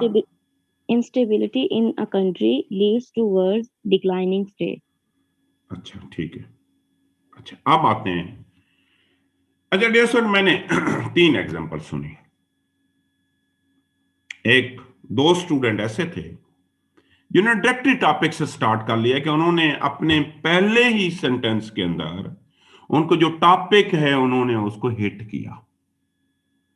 फॉर एग्जांपल साद ने बताया कि one of the evils that this country is facing since it has been facing since its inception is terrorism. So उन्होंने पहले ही सेंटेंस में जो भी उनका टॉपिक है उसको उन्होंने हिट कर दिया। दूसरे स्टूडेंट ने भी यही किया, लेकिन सिद्रा ने जो सेंटेंस लिखा है, सिद्रा ने उसके अंदर अपने टॉपिक का जिक्र ही नहीं किया है। So she has not mentioned the topic of essay, that is terrorism, in her first sentence. अब जैसे we have 2 school of thoughts. हमारे यहाँ 2 किस्म की ओपिनियन पाई जाती हैं। एक वो है, वो कहते हैं जी आपका जो मैं सपोज मेरा टॉपिक है को education, it's merit and demerits, वो कहते हैं जी आप स्टार्ट यहां से करें कि coeducation is the method of education where both gender used to study together. कुछ कहते हैं नहीं ऐसा नहीं करना, वो कहते हैं जी पहले आप तमहीद बांधो। इस वजह से जब भी वो कोई अपने ऐसे स्टार्ट करते हैं तो उसको किसी कोटेशन से स्टार्ट करते हैं, वर्ड से स्टार्ट करते हैं। तो अब इन 2 क्वेश्चंस पे हम आगे डिबेट करेंगे, क्या पहले ही सेंटेंस में टॉपिक को हिट करना चाहिए या नहीं करना चाहिए। मैं सबसे पहले डियर स्टूडेंट आपको इंट्रोडक्शन पढ़ाता हूं तो फिर चीजें बड़ी क्लियर हो जाएंगी। बड़े अटेंटिव होकर जरा मेरी बात। माय डियर स्टूडेंट जब भी कोई चीज राइटिंग करवाई जाती है ना, उसके पीछे चंद एक ऑब्जेक्टिव्स होते हैं, ये नहीं होते हवा में बातें नहीं होती। दुनिया का कोई भी काम है ना, तो उसके पीछे it has few objectives as well, उसके चंद एक ऑब्जेक्टिव्स को होना बहुत जरूरी है। मैं क्या डिफाइन इसको करूंगा, मैंने इसको डिफाइन किया कि an introduction should be like a map. मैंने कहा an introduction should be like a map. यहां पे मैप का मतलब ये है कि आपके ऐसे का 80% आपके इंट्रोडक्शन से रिफ्लेक्ट होना चाहिए। आपके इंट्रोडक्शन को पढ़ के माय डियर स्टूडेंट आपका एग्जामिनर इस नतीजे पे पहुंच सके कि आपने अपने ऐसे के अंदर किस किस किस चीज पे डिस्कशन किया है। मैं ओवरव्यू दे रहा हूं, अभी मैं इंट्रोडक्शन आपको बढ़ा ही नहीं रहा हूं। मैंने सबसे पहली बात की कि your an introduction should be like a map, और इस मैप को फर्दर मैंने क्लैरिफाई किया कि this must convey the complete summary 80%। essay has 4 objectives, I mean introduction। जब भी आपको इंट्रोडक्शन लिखेंगे तो आपको इंट्रोडक्शन हैज ऑलवेज 4 ऑब्जेक्टिव्स, हमेशा उसके 4 ऑब्जेक्टिव्स होते हैं। It is always 4 objectives. इसका सबसे पहला ऑब्जेक्टिव ये है, this is supposed to introduce the topic. इसका पहला काम ही ये है कि ये हमेशा आपका जो भी टॉपिक है, टॉपिक को इंट्रोड्यूस करवाएगा। उर्दू में कहते हैं तमहीद बांधेगा। इंग्लिश में इसके लिए 5 वर्ड हम यूज करते हैं। हमने अक्सर आपने यूज किया होगा को लोग आपको कहते हैं यार फलां ऐसे को हुक बड़ा खूबसूरत करता है। हम इसको हुक भी कहते हैं, हम इसे ओपनिंग स्टेटमेंट भी कहते हैं, हम इसे इंट्रोडक्टरी स्टेटमेंट भी कहते हैं, हम इसे जनरल स्टेटमेंट भी कहते हैं। अब एक बात सबने नोट कर लेनी है, माय डियर स्टूडेंट, कभी भी पहले सेंटेंस से टॉपिक को स्टार्ट नहीं किया जा सकता। जिन लोगों ने पहले ही सेंटेंस के अंदर टेररिज्म का जिक्र कर लिया है, इसका मतलब यह है कि आप ना ही इमेजिनेटिव हैं, आप ना ही कोई क्रिएटिव इंसान है। आपने क्या किया कि जो भी टॉपिक है बस टॉपिक को जान छुड़ाने की कोशिश की है। माय डियर स्टूडेंट, इंग्लिश ऐसे का फार्मूला ये है, सबसे पहले आप अपने टॉपिक को इंट्रोड्यूस करें। फॉर एग्जांपल मेरे पास सैफुल आता है, नाक में बैठा होता हूं, नाक करता है और मुझे कहता है सर आप मुझे पढ़ाएं। इसके बजाय मेरे पास खटक साहब आते हैं और कहते हैं sir my name is this and this one, my qualification is this and this one, I belong to this area and I want to get the guidance about English essay. तो यकीनी बात है मुझे अगले स्टूडेंट की साथ की ज्यादा बात मुनासिब लगेगी। पहला रूल आपने याद कर लेना है बेटे, कभी भी आपने डायरेक्ट ऐसे से टॉपिक से ऐसे को नहीं स्टार्ट करना है। पहले 1 से लेके 3 सेंटेंसेस में आपका जो भी टॉपिक है, टॉपिक को इंट्रोड्यूस करवाना है। इंट्रोड्यूस के मेथड होते हैं वो आगे मैं बताऊंगा। अब सिद्रा अच्छे तरीके से इंट्रोड्यूस कर रही थी, वो इस तरह से इसको नैरो डाउन ले जाती। बड़े हमें उस बंदे की राइटिंग पसंद आती है एग्जामिनर को जो ज्यादा क्रिएटिव होते हैं। दुनिया में भी यही है।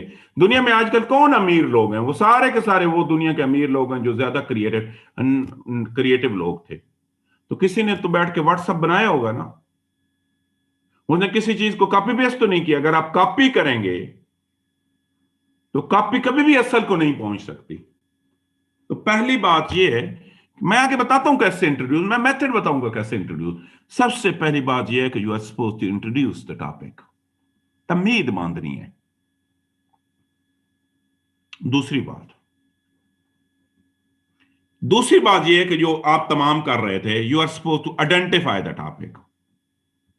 जैसे कि साद कर रहा था या जैसे कि दूसरे स्टूडेंट ऐशा कर रही थी, आपका जो भी टॉपिक है उसके बाद पहले 3 सेंटेंस के बाद आप सही लिख रहे थे जी, Pakistan has been facing this evil since its inception. Mean कि जो भी टॉपिक है, लेमन टर्म्स में 2 चीजें होती हैं आइडेंटिफाई के अंदर, आपने उसको डिफाइन करना है इन लेमन टर्म्स, बिल्कुल किसी डिक्शनरी की, किसी इंसाइक्लोपीडिया की, और थोड़ा सा उसका हिस्टोरिकल पर्सपेक्टिव बता देना है। तीसरी चीज वो कहता है कि डियर स्टूडेंट उसकी डिटेल्स में जाना है। अब टॉपिक की ना हमेशा दो किस्म की डिटेल्स होती हैं, ये नोट करें बेटे। कुछ टॉपिक ऐसे होते हैं जिनको डिस्क्राइब करना होता है। मसलन मेरा टॉपिक आ जाए higher education in Pakistan ill and remedies, तो मैं डिस्क्राइब करूंगा, मैं दो ही चीजें बताऊंगा। मैं उसके एक इल्स बताऊंगा, एक मैं उसकी रेमेडीज बताऊंगा, और हो सकता है मैं कंसिक्वेंसेस या कोई केस स्टडी ऐड कर दूं। मेरा टॉपिक है meaning and purpose of education, तो मैं डिस्क्राइब एजुकेशन के मीनिंग्स, मैं सबसे पहले एजुकेशन के मीनिंग्स लिखूंगा, फिर मैं उसके पर्पस लिखूंगा। टॉपिक आता है democracy and literacy do not move together, तो मैं अगेन उसकी डिटेल्स बताऊंगा कि कैसे। तो कुछ ऐसे होते हैं यहां पे चीजों की आपने डिटेल्स में जाना। तो मोस्टली डिटेल्स जो होती हैं वो कॉजेज, कंसिक्वेंसेस, सॉल्यूशन की फॉर्म्स में होती हैं, लेकिन कभी ऐसे नहीं भी होता। वो आगे आज ही मैं पढ़ाऊंगा टाइप्स ऑफ ऐसे, तो ये चीजें आपको तब समझ आ जाएंगी। कुछ ऐसे माइडियर ऐसे होते हैं यहां आपने चीजों की कॉजेस, कंसिक्वेंसेस, सॉल्यूशन नहीं बताने होते, बल्कि आपने चीजों से या तो एग्री करना होता है या आपने डिसएग्री करना होता है। देखो ना, फॉर एग्जांपल ऐसे आया इंफॉर्मेशन टेक्नोलॉजी, ब्लेसिंग और कर्स, ओ और का लफ्ज आएगा, तो लाजिम बात है या तो आपकी उसकी ब्लेसिंग्स लिखेंगे या आप उसके कर्स लिखेंगे।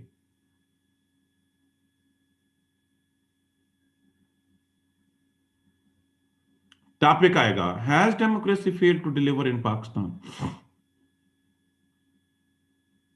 अगेन डियर स्टूडेंट, जाओ उससे आप एग्री करेंगे या लाजमी बात है आप उससे डिसएग्री करेंगे, तीसरी तो बात ही नहीं है।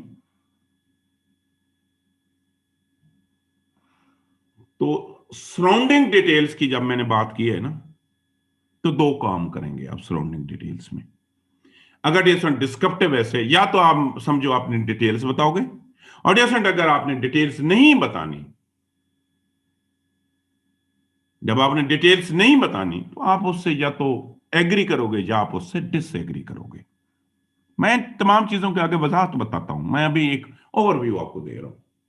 तीसरी जो आखिरी रिक्वायरमेंट ऐसे की है इंट्रोडक्शन की, जैसे route the essay toward the final conclusion, कि आपका एसे जो है उसको एक फाइनल लाइन की तरफ ले जाएंगे, उसको उसका क्रक्स बता देंगे।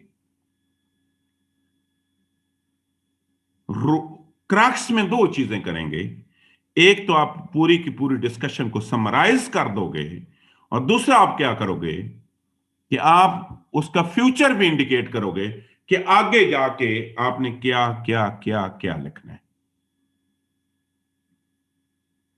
तो my dear student, it is always कितने रिक्वायरमेंट हैं? 4। मैं बड़ी डिटेल में जाता हूं, अभी मुझे 1 मिनट दे दें। मैंने कहा कि बेटे सबसे, अगर इनमें से एक भी आपकी रिक्वायरमेंट या ऑब्जेक्टिव मिसिंग होगा ना, तो आपका ऐसे ठीक नहीं होगा, आपका ऐसे ही गलत होगा। नंबर 1 मैंने आपका जो भी टॉपिक है उसको इंट्रोड्यूस करवाना है। नंबर 2 मैंने कहा उसको आइडेंटिफाई करना है। नंबर 3 उसकी सराउंडिंग डिटेल्स बतानी है। और 4th मैंने कहा route the essay towards the final conclusion. ये 4 काम आपने करने हैं। इंट्रोड्यूस कहते हैं तमहीद बांधनी है, आइडेंटिफाई उसकी डिटेल्स बतानी है, सराउंडिंग कंटेक्स्ट या तो कॉजेस, कंसिक्वेंसेस, सॉल्यूशंस बताने हैं, या आपने उससे एग्री डिसएग्री करना है, और आखिरी बात क्या आप अपने ऐसे को एक फाइनल लाइन की तरफ मूव लेके चलोगे। अब आते हैं एक जो बहुत बड़ा, ये इनकी मैं डिटेल्स बताऊंगा अभी। मैं आज न सिर्फ मैं एक ओवरव्यू दे रहा हूं, आज मैं ना आपके दिमाग के अंदर चंद एक टर्म्स जो है ना उनको जरा बल्ब कर रहा हूं, फ्लैश कर रहा हूं उनको। अब बहुत से लोग जो है ना वो इंट्रोडक्शन की लेंथ के मुतालिक कंफ्यूज है। ये लेंथ कितनी होनी चाहिए?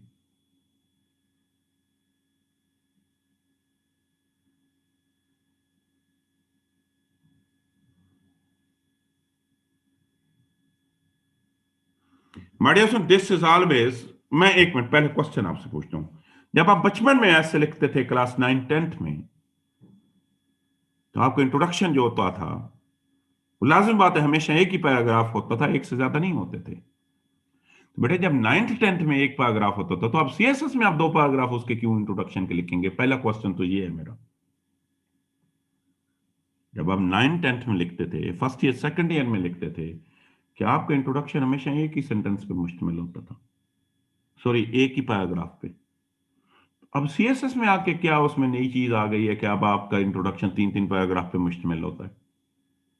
मैंने देखे हैं, आपने जो मुझे डायग्नोस्टिक टेस्ट दिया आपने 3-3 पैराग्राफ लिखे हुए हैं।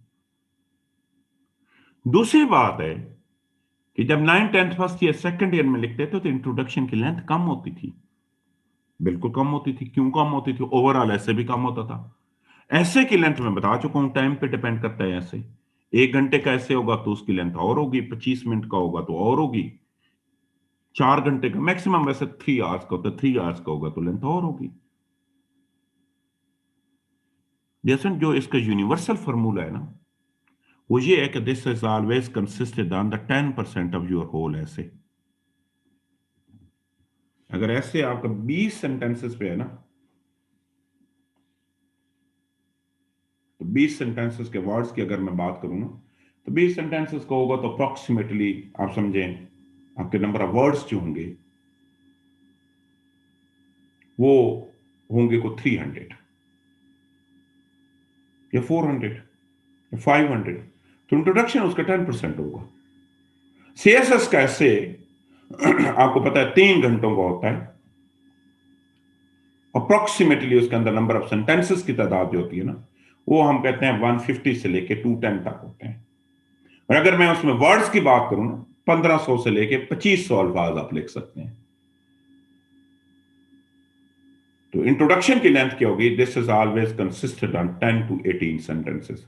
अगर कम ऐसे है तो आपकी 10 सेंटेंस हो जाएगी, ज्यादा है तो 18 सेंटेंस हो जाएगी। और मैं और इसको आसान करता हूं, अगर आई will count this in the form of words, मैं अगर अल्फाज में आपको बताऊं तो अल्फाज में सीएसएस का ऐसे जो है ना, वो हमेशा आप समझें this is always consisted on 190 words को टू 250 वर्ड्स।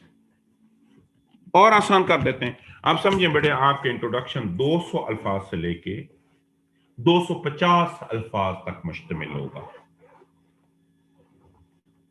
अगर इसको मैं पेज की फॉर्म में आपको बता दूं तो ये हमेशा 1.5 पेज पे मुश्तमिल होगा। 1.25 भी हो सकते हैं, 2 भी हो सकते हैं, लेकिन आइडिया लेंथ जो है ये 1.5 पेज पे मुश्तमिल होगा। इट हैज ऑलवेज 3, इसके हमेशा 3 पोर्शंस होते हैं। सॉरी, मैं अभी एक चीज छोड़ गया। It must be consisted on 1 continuous paragraph. आप कभी भी आपका जो पैराग्राफ है आप उसको ब्रेक नहीं करेंगे। 2 पैराग्राफ में इंट्रोडक्शन नहीं हो सकता, मुमकिन ही नहीं है 2 में हो। इट मस्ट बी कंसिस्टेड, ये लाजिम है आपके लिए कि 1 पैराग्राफ पे मुश्तमिल होगा। My dear friend, it must convey the complete summary, आपकी डिस्कशन की कंप्लीट समरी को इंडिकेट करेगा।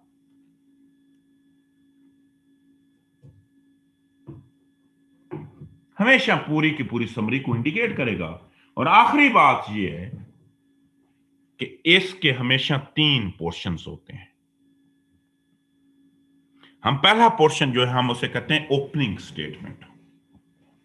कितने सेंटेंसेस होंगे? मैं बिल्कुल आपको मैथ की तरह पढ़ा रहा हूं। ओपनिंग स्टेटमेंट हमेशा 6 सेंटेंसेस पे मुश्तमिल होगी। How many?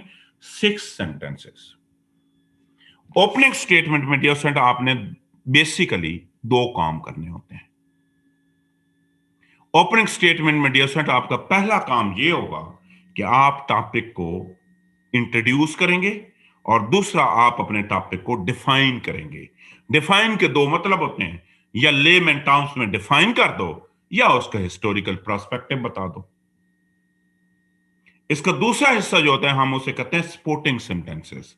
How many sentences? 10 sentences.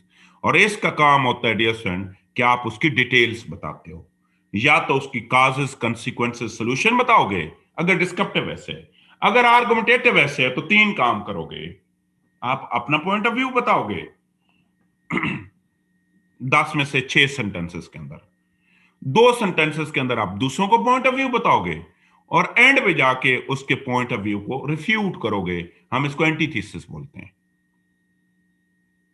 वैसे हम इसको कहते हैं थीसिस, एंटीथीसिस एंड सिंथेसिस। आगे मैं बताता हूं। तो सपोर्टिंग के अंदर क्या करना है, अपनी डिटेल्स बतानी है। तो डिटेल दो किस्म की होती हैं, डिस्क्रिप्टिव ऐसे होगा तो उसकी डिटेल्स और होंगी, आर्गुमेंटेटिव ऐसे होगा तो उसकी डिटेल्स और होंगी। और आखिरी बात क्या है कि जैसे इंट्रोडक्शन का एंड हमेशा आप थीसिस स्टेटमेंट से करोगे। Thesis is crux. थीसिस का बुनियादी काम होता है आपकी पूरी की पूरी डिस्कशन के क्रक्स कन्वे कर देना। क्रक्स दो किस्म के होते हैं। क्रक्स के अंदर बेसिकली बुनियादी तौर पे आपने दो काम करने होते हैं। पहली चीज है आपने अपनी पूरी की पूरी डिस्कशन को समराइज करना होता है, और दूसरी चीज क्या है कि आपने उसके फ्यूचर को भी इंडिकेट करना होता है कि आगे आप जाके क्या करेंगे। ये तो इंट्रोडक्शन के format ideas and this always look like this one. ये देखें ना, again this map has been taken from the book, so that has been recommended by federal public service commission. ये कमीशन ने ये किताबें देखो ना, उसने कहा है अगेन 3 हिस्से होंगे। जनरल स्टेटमेंट को अगेन उसने कहा है इंट्रोड्यूस करोगे, एडिशन स्टेटमेंट में उसने कहा डिटेल्स बताओगे, और थीसिस में उसने बताया कि आप क्रक्स लिखोगे, आपका जो भी क्रक्स है वो क्रक्स लिखोगे थीसिस के अंदर। Again we have general statement, we have addition statement and we have thesis statement. ये एक और मैप है टेकन फ्रॉम अनदर बुक, इसको जरा उसने नाम रखा है अब अटेंशन गेटर का। यहां पे एक चीज नोट करें बेटे, वो एक ब्रॉडर लाइन से शुरू कर रहा है, जर्नल से तमीद बांध रहा है, और एंड पे एक स्पेसिफिक लाइन पे उसको आके एंड कर रहा है, क्रक्स दे रहा है। मैं लेता हूं 1 मिनट, मुझे क्वेश्चन लेता हूं। वो कहता है बेटे ये प्लेन नहीं होता, ये हमेशा एक तमीद बांधी जाती है, फिर ऐसा ऐसा ऐसा ऐसा ऐसा ऐसा हम इसे नैरो डाउन करके आखिर पे हम इसका थीसिस मीनिंग पूरी समरी दे देते हैं। अब यहां पे ना उसने, जिसको मैंने ऊपर जनरल स्टेटमेंट बोला था ना, या ओपनिंग, अब उसने इसका नाम रखा है अटेंशन गेटर। एक ही बात है, क्या लिखा है जरा पढ़ें। हमने कहा बिगिन विद द स्टोरी। आप बिल्कुल इंट्रोडक्शन का स्टोरी से भी आगाज कर सकते हो। Begin with the story or concrete illustration that capture your readers attention immediately. तमीद बांधोगे, कनेक्शन में डिटेल्स बताओगे, थीसिस के अंदर आप समराइज कर लोगे। तो डियर स्टूडेंट, हम इंट्रोडक्शन जब लिखते हैं ना तो हम प्लेन लिख देते हैं, मीन कि हम ये हमारा ये तमीद शमीद कोई नहीं होती, हमारा मैप कुछ ऐसे बनता है, ये वाला मैप बनता है। तो ऐसे ऐसे इंट्रोडक्शन लिखा नहीं जाता। मैं क्वेश्चन लेता हूं, फिर देन अगेन इसकी डिटेल। मैंने आपको अभी इंट्रोडक्शन पढ़ाया भी नहीं है बाय द वे, मैं उसकी सिर्फ डिटेल्स बता रहा हूं। जी आमना क्वेश्चन करें, आमना आप क्वेश्चन पूछना चाह रही हैं। सर ये जो थीसिस है ना, इसमें थोड़ी सी कंफ्यूजन है, क्योंकि जैसे आर्गुमेंटेटिव ऐसे है उसका तो समझ आ जाता है कि उसकी क्या, उसमें आपने अपनी टेक देनी है, लेकिन डिस्क्रिप्टिव ऐसे की कैसे थीसिस होगी, जैसे कि डिस्क्रिप्टिव ये मैं है बता देता हूं, मैंने अभी थीसिस आपको पढ़ाया नहीं है हमना, मैं आगे पढ़ाऊंगा। अभी मैं सिंपल एक लफ्ज में आप बयान कर देता हूं, मैं आगे बताऊंगा, इन दोनों के डिफरेंसेस बताऊंगा, लेकिन क्योंकि अभी आपने क्वेश्चन कर लिया। बट जो डिस्क्रिप्टिव का थीसिस होता है ना, उसमें आप अपने प्लान से इंडिकेट करते हो। क्या करते हो? प्लान्स। आपके जो भी प्लान्स हैं अपने अपने प्लान्स को इंडिकेट करते हो। ठीक है, जैसे मीनिंग ऑफ एजुकेशन है, ये डिस्क्रिप्टिव ऐसे हुआ ना। ये डिस्क्रिप्टिव के अंदर आप प्लान्स इंडिकेट करोगे। प्लान्स का मतलब ये है कि आप बताओगे कि आप पूरे, मैं अगर इसकी सिंपल थीसिस लिखूं ना, मैं लिखूंगा कि this essay will talk about education, its meaning and message in coming paragraphs। ये मेरी थीसिस बन गई। जी सिद्रा बताओ। मैं आमना आगे बताऊंगा, मैंने सिर्फ थीसिस का नाम लिया, मैंने पढ़ाई नहीं है आपको अभी थीसिस। ये सिद्रा। सर आपने कहा कि 6 सेंटेंसेस में अपना पॉइंट ऑफ व्यू देना है और 2 में दूसरों का, तो सर फिर आगे बॉडी पैराग्राफ भी उसके 2 बनेंगे दूसरों के पॉइंट ऑफ व्यू? बिल्कुल बनेंगे, दूसरों के पॉइंट ऑफ व्यू बनेंगे और फिर उनको रिफ्यूट किया जाएगा, मीन कि उसको एंटीथेसिस किया जाएगा। बिल्कुल बनेंगे। देखो एक मिनट सिद्रा, हम दूसरों को point of, we are not suppose to give the other point of view for the sake of others. जी हम दूसरों को पॉइंट ऑफ व्यू इस वजह से देते हैं, दूसरों को बेसिकली वीक पॉइंट देते हैं, इस वजह से देते हैं कि एग्जामिनर को ये फील आए, इससे पता दोनों बातों का है, और इससे ये भी पता है कि किसी की बात को रिजेक्ट कैसे किया जाता है। ठीक है सर, उसको फिर स्टार्ट में लिखेंगे या दरमियान में जाके लिखेंगे? एंड पे मतलब लिखेंगे। end पे, ठीक है। जी हनान आप बताओ। सर ये जो ओपनिंग स्टेटमेंट होती है इसमें हमें 3 बातों का ख्याल रखना है कि पहले सेंटेंस में कभी भी टॉपिक ना लिखा हो सर, और दूसरी बात ये कि 1 to 3 सेंटेंसेस में तमहीद बांधनी है, और सर ये कि इन्हीं ओपनिंग स्टेटमेंट्स में हमने लेमैन टर्म्स में अपने टॉपिक को आइडेंटिफाई करना है, ऐसा ही है सर? बेटे 3 सेंटेंसेस के बाद, उसके बाद सर आइडेंटिफाई करना है। जी पहले यानी- इंट्रोड्यूस करवाना है, बाद में आइडेंटिफाई करना है। नहीं सर, आइडेंटिफिकेशन वाला काम सपोर्टिंग स्टेटमेंट में आएगा। नहीं सपोर्टिंग में नहीं आएगा, वो ओपनिंग में आएगा। ओपनिंग को 2 हिस्सों में डिवाइड करते हैं। कितने हिस्सों में? 2 में। पहले 3, टोटल 6 हैं ना, ये लाजिम नहीं है 6, ये 4 भी हो सकते हैं, ये 7 भी हो सकते हैं। पहले 1 से 3 सेंटेंसेस में आप इंट्रोड्यूस करोगे जी सर। और अगले 1 से 3 सेंटेंसेस में आप अपने टॉपिक को आइडेंटिफाई करोगे। ठीक है सर, ठीक है, थैंक यू। फैज आप बताएं। आपने यहाँ पे इंट्रोडक्शन के 4 ऑब्जेक्टिव्स बताए थे हमें, उनमें से एक ऑब्जेक्टिव ये था कि route the essay towards the final conclusion. Sir इसको जरा ब्रीफली बताएं ना सर, ब्रीफली समझाएं ना, ये समझ नहीं आया। बेटे ये होता है थीसिस स्टेटमेंट। क्या होती है? वो कहता है कि आखिरी बात आप क्या करोगे कि अपना एसे जो है उसको फाइनल कंक्लूजन की तरफ लीड आउट करोगे। ऐसा ही है बड़े, जब भी हम किसी चीज को कंक्लूजन की तरफ लीड करते हैं तो हम 2 काम करते हैं। पहला चीज ये है कि उस पूरी ऊपर वाली डिस्कशन का क्रक्स बता देंगे। क्या बता देंगे? क्रक्स बता देंगे। और दूसरा, हम आगे आगे जो कुछ करना है उनको भी इंडिकेट कर देंगे। हम रास्ता बता देंगे, इंडिकेट कर देंगे कि आगे जाके हमने इसके अंदर ये लिखना है, और वो this will route your essay towards the final conclusion. Clear हो गया फैस? ठीक है सर, क्लियर। अच्छा, इनको आगे मैंने सिंपल बेटे आपको एक ओवरव्यू दिए हैं, आगे इन पे मैंने बड़ी detail discussion by the way करनी है। अच्छा अच्छा, अब हम क्या करेंगे डियर फ्रेंड, मैंने दोबारा एक दफा इंट्रोडक्शन की बात थोड़ी सी करूंगा, और यहां पे ना एक और चीज मैं बता दूं। My dear friend, we have different types of essay. हमारे पास बुनियादी तौर पे मुख्तलिफ किस्म के ऐसे हैं, और हर ऐसे का लिखने का स्टाइल जो है, हर ऐसे का अपना एक लिखने का स्टाइल है। एवरी ऐसे has its own style. Argumentative का अपना स्टाइल है, डिस्क्रिप्टिव का। बीइंग अ स्टूडेंट आप क्या करते हैं? आप तमाम के तमाम को एक ही वे से लिख के जाते हैं। हो नहीं सकता ना। देखो, एक ऐसे होते हैं जहां पे डिटेल्स बतानी होती है, एक ऐसे होते हैं जहां पे आपने पोजीशन लेनी होती है, इनटेक। तो मैं अभी ये एक दफा रिवाइज करके ना, मैं आज आपको टाइप ऑफ ऐसे पढ़ाऊंगा। अभी इंट्रोडक्शन हमने शुरू की है, इंट्रोडक्शन खत्म नहीं हुआ है, लेकिन क्योंकि हर टाइप ऑफ ऐसे का अपना एक लिखने का अंदाज है, इस वजह से मैं पहले आपको टाइप्स ऑफ ऐसे पढ़ाऊंगा। हम इसको बाद में पढ़ते हैं। हम सपोज करते हैं फैज साहब, हम सपोज करते हैं कि आप क्लास 6 के स्टूडेंट हैं। किस क्लास के?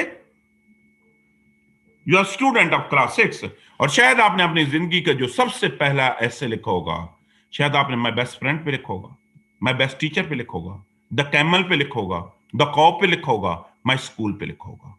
आज दोबारा अपने आप को आप सपोज करें कि आप क्लास 6 के स्टूडेंट हैं और आपका टॉपिक है माय बेस्ट फ्रेंड। इसकी जरा पहली लाइन लिखें। तमाम लोगों ने लिखनी है।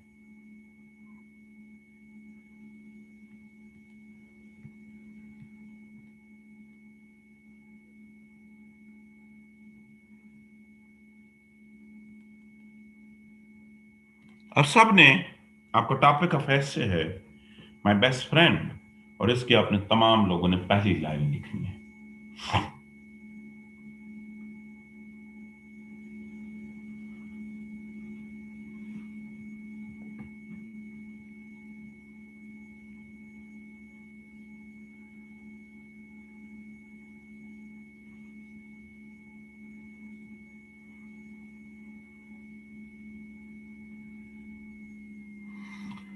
अब क्लास 9 10th में पहुंचे, वहां पे आपको एक और टाइप ऑफ ऐसे में लिखने को मिले, शायद वहां पे आपने ऐसे लिखा होगा a fire in the house, a road side accident, my first day in school, a visit to the zoo, a cricket match. जरा इसकी पहली लाइन लिखें, my first day in school की पहली लाइन लिखें तमाम लोग।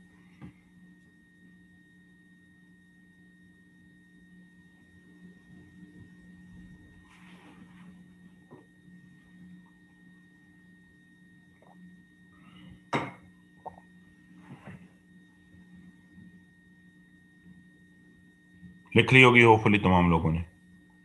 माय डियर फ्रेंड, जब आप फर्स्ट ईयर सेकंड ईयर में पहुंचे, ग्रेजुएशन में पहुंचे, तो वहां पे एक और टाइप ऑफ ऐसे आपको सामना पड़ा। वहां आपको सोशो इकोनॉमिक इशू आने शुरू हो गए। अनएम्प्लॉयमेंट इन पाकिस्तान आ गया, करप्शन इन पाकिस्तान आ गया, इस किस्म के ऐसे आने शुरू हो गए।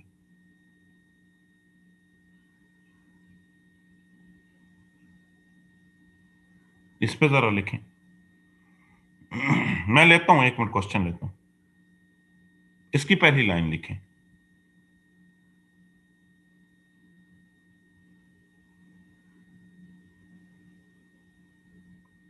आप समझिए, आप फर्स्ट ईयर के स्टूडेंट हैं और आपका टैप ऐसे आ गया अनएम्प्लॉयमेंट पाकिस्तान, इसकी पहली जरा लाइन लिखें।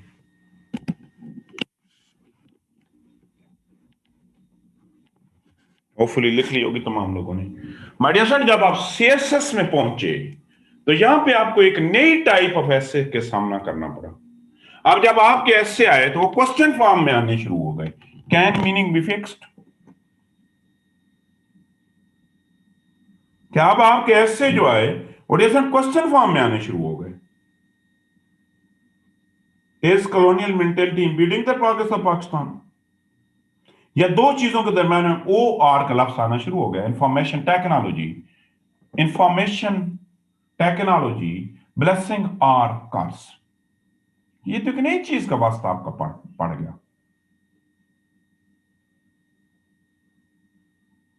तो ये क्या हुआ है? ये कौन सा ऐसे है? तो माय डियर फ्रेंड, इन ऐसे को सो बेसिकली हम चलें पहले से स्टार्ट करते हैं, हम फर्स्ट से स्टार्ट करते हैं। ये कौन बताएगा? मुझे मिशाल बताएगी। मिशाल, आप बताएं, आपने पहला ऐसे लिखा है माय बेस्ट फ्रेंड। अनम्यूट करें जरा अपने आप को। आप मिशाल, मैं सुन रहा हूं आपको, जरा करें आप अपने आप को अनम्यूट। बेटे आपने क्या लाइन, पहली लाइन क्या लिखी है माय बेस्ट फ्रेंड की? सर माय बेस्ट फ्रेंड के ऊपर यही मतलब बचपन से हम लिखते थे कि देयर आर मेनी फ्रेंड्स और a best friend is आगे some बोले। a best इन्होंने friend लिखा, is एक मिनट, is इन्होंने best, लिखा best friend is your closest friend. इन्होंने लिखा कि we have many friends and my best friend is Mr. this and this one. हम मोस्टली लिखते थे Ali, he's intelligent, he's religious, he's cooperative, यही लिखते थे। अब जरा मेरी बहुत गौर से सुनिए बेटे, ये डिस्क्रिप्टिव ऐसे है। ये कौन सा ऐसे? डिस्क्रिप्टिव। अब तमाम के तमाम लोगों ने माय बेस्ट फ्रेंड का जो पहला सेंटेंस लिखोगा प्रेजेंट टेंस में लिखोगा।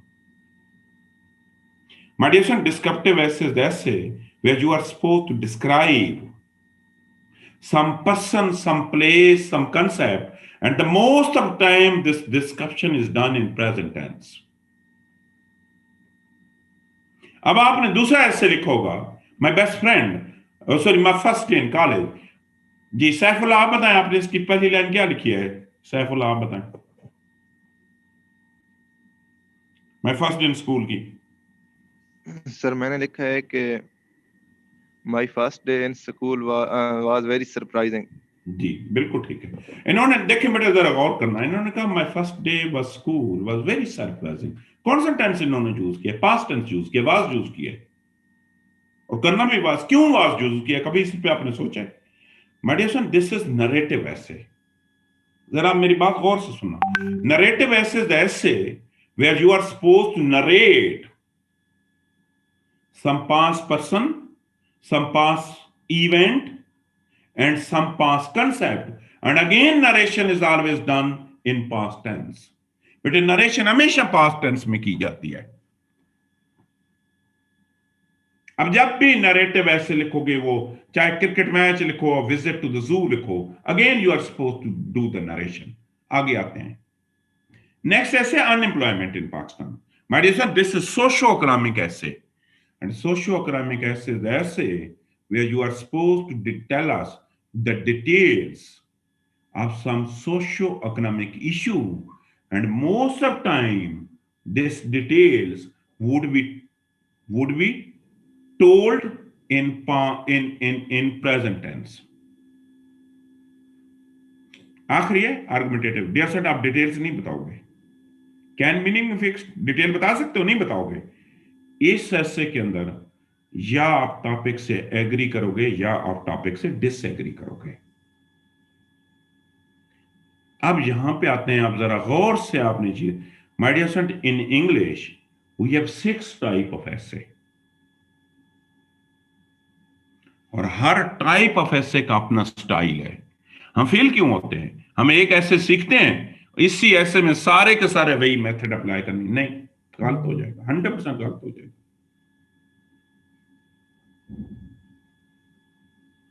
100% हो जाएगी गलत। अब जरा गौर करना है, मैं तमाम ऐसे की टाइप्स को डिटेल्स बताऊंगा, आपने नोट करनी है। डिस्क्रिप्टिव ऐसे, माय डियर सन, डिस्क्रिप्टिव ऐसे इज द ऐसे where you are supposed to tell us the details of your essay other than causes consequences solution। इसकी causes consequences solution डिटेल नहीं होंगी, कोई और होंगी डिटेल्स। फॉर एग्जाम्पल टॉपिक आता है को education, it's merit and demerits, तो डिटेल्स बता रहे हो ना, डिटेल्स क्या बता रहे हो, उसके मेरिट्स बता रहे हो, उसके डीमेरिट्स बता रहे हो। टॉपिक आता है pleasure of reading, causes consequences तो नहीं है, प्लेजर का मतलब बेनिफिट्स, आप रीडिंग के बेनिफिट्स बताओगे, ये पिछले साल आया था। ऐसे आएगा, सपोज करते हैं, ये भी 2 साल पहले आया था, education it's meaning and purpose, तो डिटेल्स बता रहे हो ना, डिटेल्स क्या है, एक मीनिंग है, एक, और हमेशा डिटेल्स प्रेजेंट टेंस में बताई जाती हैं। अब आते हैं नरेटिव ऐसे। जैसे नरेटिव ऐसे भी ऐसे वो होता है जिसमें अगेन आपने डिटेल्स बतानी है, ऊपर भी डिटेल नीचे भी डिटेल। मतलब सपोज मेरा ऐसे आ जाता है विजिट टू द जू, मैं सारी डिटेल्स बताऊंगा कि हम कैसे निकले, हमने वहां पे क्या क्या देखा, बिल्डिंग कैसी थी, कौन कौन सी चीज पड़ी थी, किस चीज का कौन सा हिस्टोरिकल प्रोस्पेक्टिव था। बट दिस टाइम है details, but this time details would be told us in past tense. आपकी बारी जो डिटेल्स होंगी ना, पास्ट टेंस में होंगी। आगे जाते हैं socio economic. Again socio economic essay वो ऐसे होते हैं where again you are suppose to tell us details, अगेन आपने हमें डिटेल्स बतानी है, बट दिस टाइम इस दफा आपकी जो डिटेल्स होंगी वो कॉजेस, कंसिक्वेंसेस और सॉल्यूशन की फॉर्मेट में होंगी। किसमें होंगी? कॉजेस में, कंसिक्वेंसेस में और सॉल्यूशन की फॉर्मेशन में होंगी।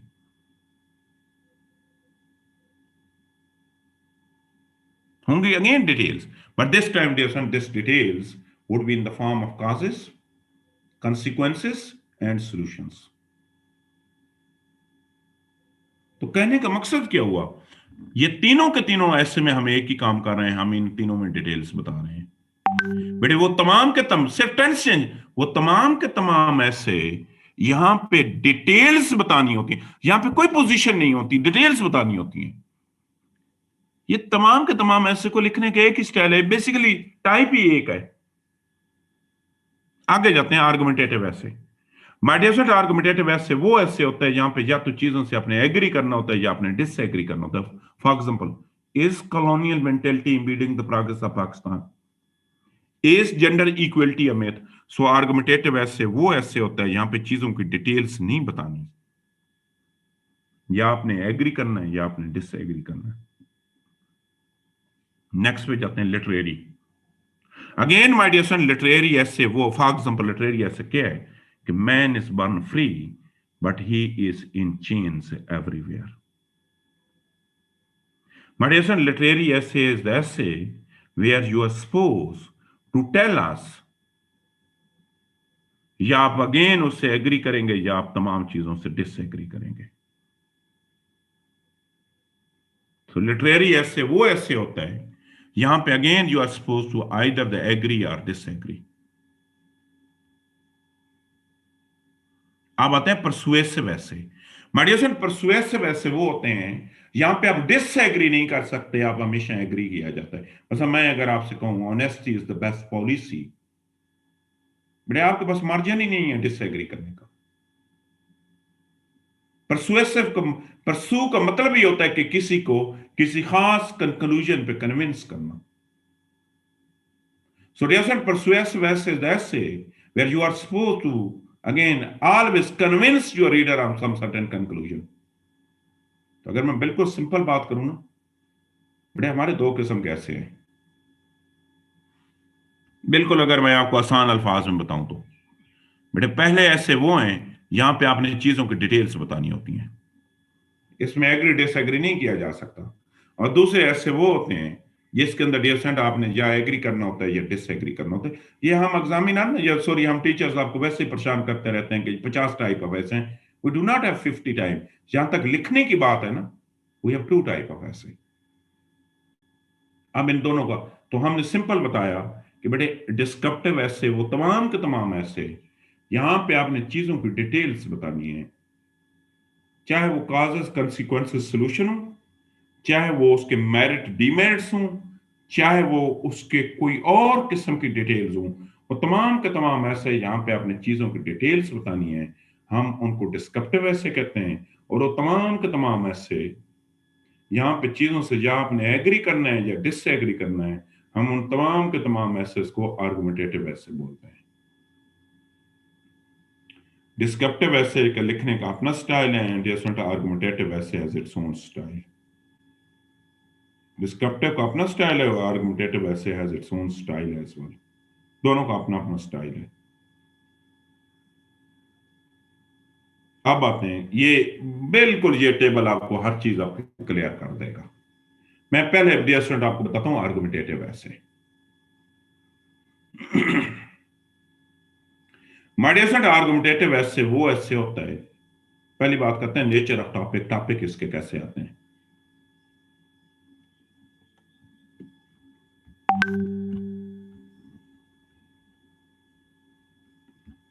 मुझे 1 मिनट दें।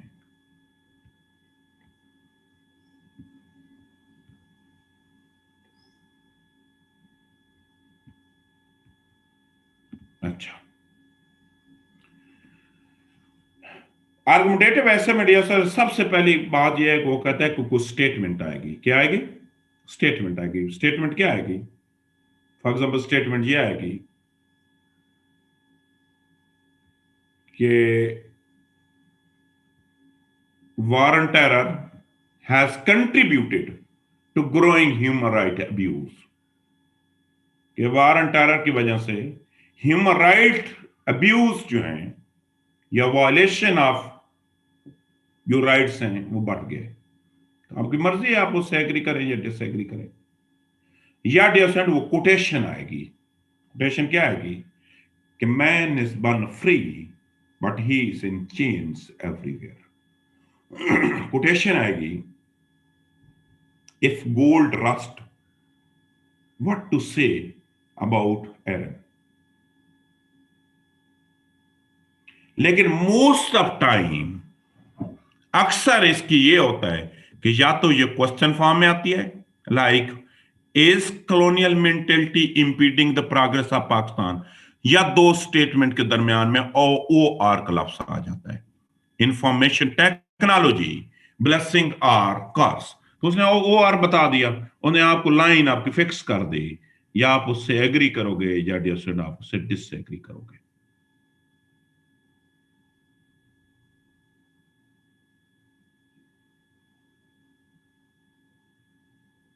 ठीक है,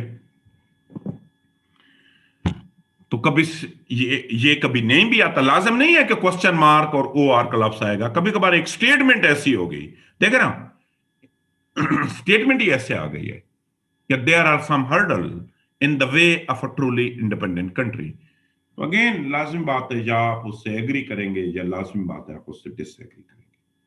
अब आता है रिक्वायरमेंट क्या है एग्जामिनर की। माय डियर, आपके एग्जामिनर की सिंपल एक ही रिक्वायरमेंट है कि उसने देखना है कि आप आर्गू कर सकते हो या नहीं। आपने एक दोनों साइड नहीं लेके चल सकते, या आप आपका जो टॉपिक है उससे एग्री करोगे या आप अपने टॉपिक से डिसएग्री करोगे। बिटवीन वाली बात नहीं स्टोरी चलती। लाजिम बात है या आपने उससे एग्री करना है या लाजिम बात है आपने उससे डिसएग्री करना है। Failure, sorry, knowledge. My dear friend, जब आपने, सपोज मैं करता हूं, मेरा टॉपिक है is gender equality a myth हो, मैं अगर एग्री कर रहा हूं या मैं डिसएग्री कर रहा हूं, ये मैं नहीं करूंगा कि मैं सपोज अगर एग्री कर रहा हूं कि सारी की सारी एग्जांपल मैं कुरान एंड सुन्ना से उठा दूं। नहीं, डिवर्सिफिकेशन इज रिक्वायर्ड। डिवर्सिफिकेशन का मतलब ये है कि कुछ एग्जांपल आप कुरान से उठाएंगे, कुछ आप सुन्ना से उठाएंगे, कुछ आप फिलॉसफी से उठाएंगे, कुछ आप एग्जांपल लिटरेचर से लेंगे, कुछ एग्जांपल आप स्पोर्ट्स से लेंगे। So diversification is required. Failure, my dear friend, argumentative essay में 90% लोग फेल हो जाते हैं। उसकी रीजन है, उसके दो वजूहात हैं। पहली उसकी वजह यह है कि आर्गुमेंटेटिव ऐसे वो लोग लिख सकते हैं जिनकी लैंग्वेज पे बहुत ज्यादा कमांड हो। क्यों? क्योंकि इसमें बड़े लंबे लंबे सेंटेंसेस लिखने पड़ते हैं। और दूसरी बात है, वो कैंडिडेट लिख सकते हैं जिनके पास जिनकी रीडिंग हैबिट बहुत एक्स्ट्रा ऑर्डिनरी हो, जिनकी बहुत एक्स्ट्रा ऑर्डिनरी रीडिंग हैबिट हो, वो लिख सकते हैं।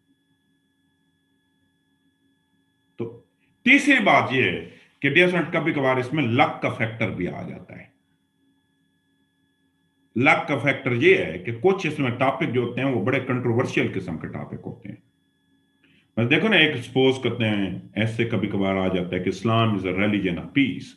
आजकल आपने सुना होगा फ्रांस वर्सेस तुर्की की, एक प्रेसिडेंट फ्रांस ने एक स्टेटमेंट दी है, उस पर तुर्की के प्रेसिडेंट ने भी स्टेटमेंट है। आजकल पाकिस्तान में भी उस पर डिबेट चल रही है। टॉपिक आ जाता है Islam is a religion of peace. मेरे जैसा तो एग्जामिनर होगा, तो बेटे आप अगर लिखेंगे नो पे जाओगे ना, आप कितने भी खूबसूरत आर्गुमेंट्स दे दें, मैं कम से कम आपको पास नहीं करूंगा। मैं आपकी सारी आर्गुमेंट्स को काटूंगा, उसके साथ एक लफ्ज लिखूंगा IR। IR stand for irrelevant. बेटे कभी कभार मैं इसकी मिसाल देता हूं, हमारे एक दोस्त हैं, जीआर कॉलम 2010 था, उन्होंने CSS में अपीयर हुए। आपको पता है CSS का रिटर्न हो जाता है फरवरी में, अगस्त में या अक्टूबर में रिजल्ट आ जाता है। जैसे कि अभी तक आपको पता है नहीं रिजल्ट आया है। उसके बाद इंटरव्यू होते हैं, लेकिन अगले साल के पेपर इंटरव्यू से पहले हो जाते हैं। तो उसने अगले पेपर भी दे दिए, अभी रिजल्ट फाइनल नहीं आया था। आर्गुमेंटेटिव ऐसे लिखा, रिटर्न पास कर लिया, इंटरव्यू दिया, क्योंकि इंटरव्यू की तैयारी दे रहा था, तो अगले साल का 2011 का भी पेपर दे दिया। जब CSS का रिजल्ट आया तो 2010 के अंदर उसने टॉप कर लिया, और इंग्लिश ऐसे में उनके नंबर आए कोई अप्रोक्सीमेटली 81। तो जब अगले 2011 का रिजल्ट आया तो वो इंग्लिश ऐसे में फेल हो गए। हालांकि उनका पहली दफा भी आर्गुमेंटेटिव ऐसे था, दूसरी दफा भी आर्गुमेंटेटिव ऐसे था। पहली दफा वो खुशकिस्मत थे कि उनकी जो आर्गुमेंट्स थी एग्जामिनर की भी वही आर्गुमेंट्स थी, तो अगले दफा उसकी और एग्जामिनर की आर्गुमेंट्स मैच नहीं की। बट ये पाकिस्तान में नहीं है, ये दुनिया के किसी भी कोने में। आपको पता है मगरब का एक कंसेप्ट है जिसको वो कहते हैं व्हाइट मैन बर्डन। वो कहते हैं जी हम तहजीब याफ्ता हैं, दुनिया की तमाम के तमाम कौमें जो हैं वो तहजीब याफ्ता नहीं है, तो हम पे अल्लाह पाक ने फर्ज कर दिया कि सबको तहजीब याफ्ता कर दो। उनके नजदीक तहजीब क्या है? उनके नजदीक इंग्लिश लैंग्वेज बोलना तहजीब है, उनके नजदीक कोट एंड टाई लगाना तहजीब है। तो यूरोप में अगर ये ऐसे आ जाए ना व्हाइट मैन बर्डन पे, और जो भी शख्स इसके अगेंस्ट जाएगा तो फेल हो जाएगा। तो इसमें डियर फ्रेंड फेलियर इस वजह से भी ज्यादा है क्योंकि इसके अंदर लोगों की बायसनेस बहुत ज्यादा होती है। लेंथ कितनी है डियर फ्रेंड? आर्गुमेंटेटिव ऐसे कभी भी आर्गुमेंटेटिव ऐसे की minimum length is 1200 and maximum length is 1400। इससे ज्यादा कम ज्यादा नहीं हो सकता। और मैं ऐसे लोगों को भी जानता हूं जिन्होंने सिर्फ 700 एस वर्ड्स लिखे और पास हो गए। मार्क्स माय डियर फ्रेंड, अगर आप आर्गुमेंटेटिव ऐसे पास करेंगे ना, पास भी करेंगे, तो आपके 50 मार्क्स मिनिमम और 80 मैक्सिमम। क्राइटेरिया क्या है? एग्जामिनर किस पे चेक करते हैं? वो आपका नॉलेज भी चेक करता है with extraordinary language, your knowledge with extraordinary language. अब आते हैं डिस्क्रिप्टिव ऐसे कौन सा ऐसे है। माय डियर फ्रेंड, डिस्क्रिप्टिव ऐसे वो ऐसे है जिसमें पहली बात है स्टेटमेंट होगी। कैसे होगी? सिंपल सी एक स्टेटमेंट होगी। स्टेटमेंट ये होगी, higher education in Pakistan issue and challenge. एक फैक्ट होगा। फैक्ट क्या है? Global warming causes and consequences, या किसी इशू पे लिख देंगे। काम क्या है? अब आपको कोई काम नहीं है कि यस या नो करना, आपका सिंपल काम है कि उसकी डिटेल्स बताना। वो काजेस, कंसिक्वेंसेस, सॉल्यूशन भी हो सकते हैं, वो अदर देन दिस भी हो सकते हैं। नॉलेज वेरी एवरेज, थोड़ा थोड़ा आपको पता होना चाहिए। थोड़ा थोड़ा का मतलब यह है कि आपको पता होना चाहिए लिटरेसी रेट कितना है, मेल में कितना है, फीमेल में कितना है, कितने लोग पॉवर्टी के नीचे रह रहे हैं, रेमिटेंसेस कितनी है, एक्सपोर्ट्स कितनी है, इंपोर्ट्स कितनी है, एनर्जी की प्रोडक्शन कितनी है, नीड कितनी है, थोड़ा जीएनपी क्या है, जीडीपी क्या है, बेसिक चीजें पता होना चाहिए। नॉलेज वेरी एवरेज, थोड़ा थोड़ा नॉलेज भी बहुत ज्यादा रिक्वायर्ड नहीं है। फेलियर, ज्यादा लोग फेल नहीं होते। इसके अंदर सिर्फ वो लोग फेल होते हैं जिन्हें लिखना नहीं आता, जिनकी अंग्रेजी ठीक नहीं है। लेंथ ये ज्यादा, सॉरी लेंथ ये ज्यादा थोड़ा सा लिखा जाता है। Minimum is 15 and maximum is 2000 words. Marks बड़े इसमें 99% वो लोग होंगे जिनके 40 नंबर आएंगे। और आप एक और ट्रेंड देख लें, बड़े सीएसएस के जो टॉपर होते हैं उनके हमेशा एस में 40 नंबर आते हैं। 40 से ज्यादा नहीं, उनके 40 और 50 के दरमियान में आते हैं। क्यों? बड़े वो उनकी शुरू ही में से प्लानिंग ये होती है कि ऐसे को सिर्फ पास करना है और हमने नंबर बाकी पेपर्स में लेने हैं। और क्राइटेरिया क्या है आपके एग्जामिनर का? My dear friend, your examiner criteria is minimum knowledge with extraordinary language. कि थोड़ा थोड़ा पता होना चाहिए लेकिन आपकी लैंग्वेज बहुत अच्छी होनी चाहिए। ये इन दोनों, और अगेन माय डियर फ्रेंड, इन दोनों को लिखने का स्टाइल, इन दोनों को एक मुकम्मल तौर पे लिखने का स्टाइल एक दूसरे से डिफरेंट है। आर्गुमेंटेटिव ऐसे का अपना इंट्रोडक्शन होता है, डिस्क्रिप्टिव ऐसे का अपना इंट्रोडक्शन होता है। उन दोनों को लिखने का अंदाज मुख्तलिफ है, क्योंकि लाजिम बात है ना, एक में चीजें अपने डिटेल्स, वो मैंने आपको जो इंट्रोडक्शन की आज बातें बताई है ना, वो एक जनरल बातें हैं। जनरल बातें हमेशा सेम रहती हैं, लेकिन इन दोनों की जो एक्चुअल ट्रीटमेंट है वो मुख्तलिफ है। ठीक हो गया? हम कल यहां से आगे स्टार्ट करेंगे। अगर आपके क्वेश्चंस है तो आप हैंड रेस करें, क्वेश्चन कर लें। कल इंशाल्लाह हम यहां से, कल हम और बड़ी अच्छी डिबेट करेंगे। कल आपके एक मैं होमवर्क दे रहा हूं, आपने कल 2020 का पेपर निकालना है सीएसएस का, और 2020 का पेपर निकाल के आपने मुझे बताना है कि सर इनमें से कौन से आर्गुमेंटेटिव ऐसे हैं और कौन से डिस्क्रिप्टिव ऐसे हैं। 2020 का आपने पेपर निकालना है और 2020 के पेपर को आपने मुझे आके बताना है। हम इधर ही उसको पहले डिस्कस करेंगे कि कौन सा आर्गुमेंटेटिव ऐसे और कौन सा डिस्क्रिप्टिव ऐसे है। गालिबन क्वेश्चन नहीं है किसी का, सॉरी राशिद का है। जी राशिद, राशिद मैं सुन रहा हूं आपको। जी फैज आप बताएं। सर मेरा जो क्वेश्चन था इस ऐसे के मुताबिक नहीं है सर, सॉरी, मुझे कंपोजिशन का पूछना था।